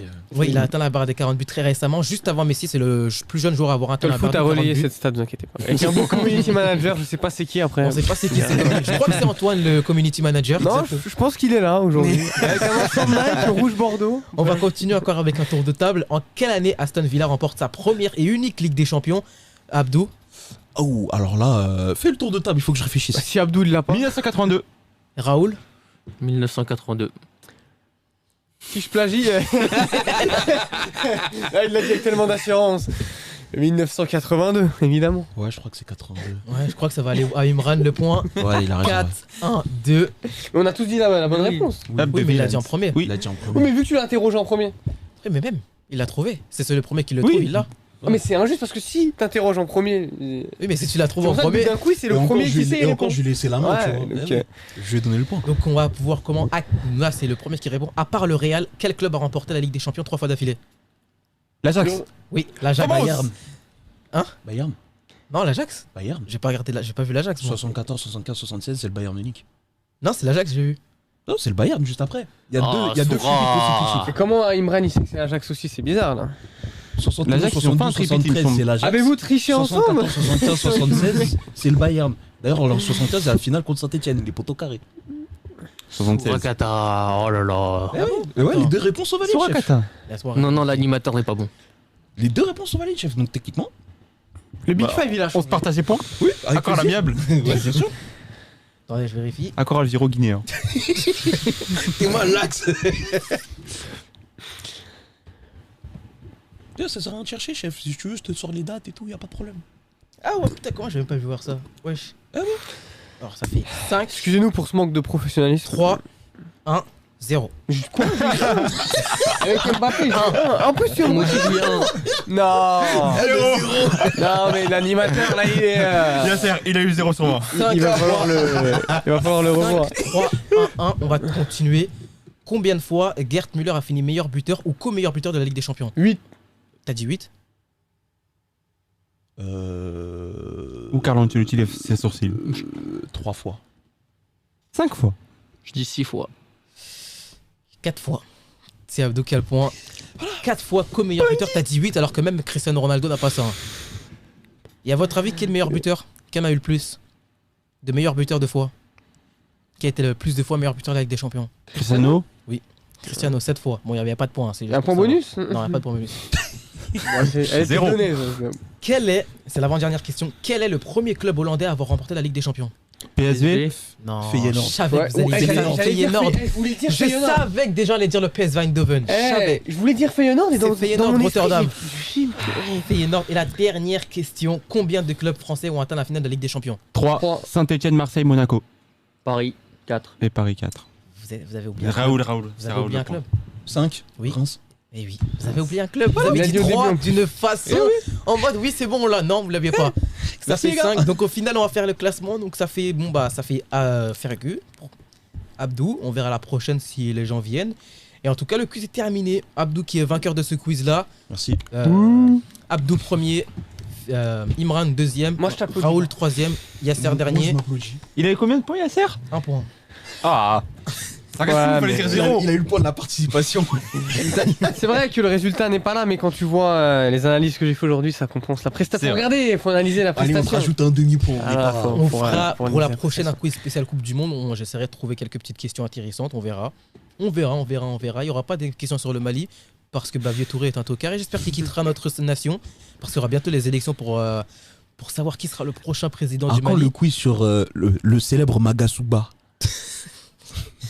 Il y aura que 2 questions donc ça sert à rien. À quand un quiz sur la Ouais. Guinée de Didier Et oui, 6? ce sera les 2 questions. Ce sera ça. Quand est-ce que Magasuba est arrivé au Mali T'as- et quand est-ce qu'il a perdu? J'ai oublié Voilà. le quiz sur la formidable carrière de Gérard Piqué qui a pris sa retraite hier, on pense fort à lui. Ouais, Qui on n'est pense- pas une légende d'ailleurs. Très très grand joueur de football. On en fera une Non. chronique la prochaine fois. n'est Tu pas fais une dans le chronique. top 3. Prépare ta chronique. Ouais, prépare ton avis tranché, ouais. Tiens, pour la prochaine fois, on va faire 2 avis tranchés pour le prix d'un. Hugminson et Gérard Piqué. Gérard Piqué. Et après, Il la mérite pro- pas qu'on le respecte. Non, Bon, pique. voilà, on verra. Non, C'est non, le mais plus grand le- teaser des musiques de Ça, l'histoire, c'est- quand même. Là, Quand même assez là, tu incroyable. veux réécrire l'histoire et j'espère que je serai là parce que. Tu vois, enfin, Je suis historien, j'ai réécrit l'histoire. La patour. Il n'a pas tort. Donc on aura deux chroniques pour le prix d'une. Une chronique sur Robinson, est-ce qu'il est surcoté ou est-ce qu'il n'est pas du tout surcoté. La majorité disent que c'est un joueur très sous-coté avec un talent monstrueux. Est-ce que Gérard Piqué est une légende du FC Barcelone? Beaucoup disent que oui, beaucoup disent qu'il a marqué le FC Barcelone par son empreinte. C'est une légende du Barça. Du football, c'est autre chose. Du Barça, on peut pas renier. Non, t'inquiète pas. En tout cas, merci à tous de nous avoir écoutés, merci à tous d'avoir été présents et d'être un peu plus nombreux chaque jour et de vous être abonnés. N'hésitez pas à suivre la chaîne YouTube du Big Five. Sur YouTube, vous tapez le Big Five et vous réussirez à la trouver. On est maintenant développé en podcast sur Spotify. Le podcast de cette émission arrivera prochainement, peut-être arrivera mardi ou mercredi. Et les extraits sur notre compte Twitter, le Big Five, arriveront bien entendu. Est-ce que Yasser sera en extrait? Peut-être oui, peut-être que non. En tout cas, merci à tous de nous avoir écoutés. C'était le Big Five, l'Eldorado du football européen, fait par des fans de football pour des fans de football. À la prochaine. Ciao tout le monde.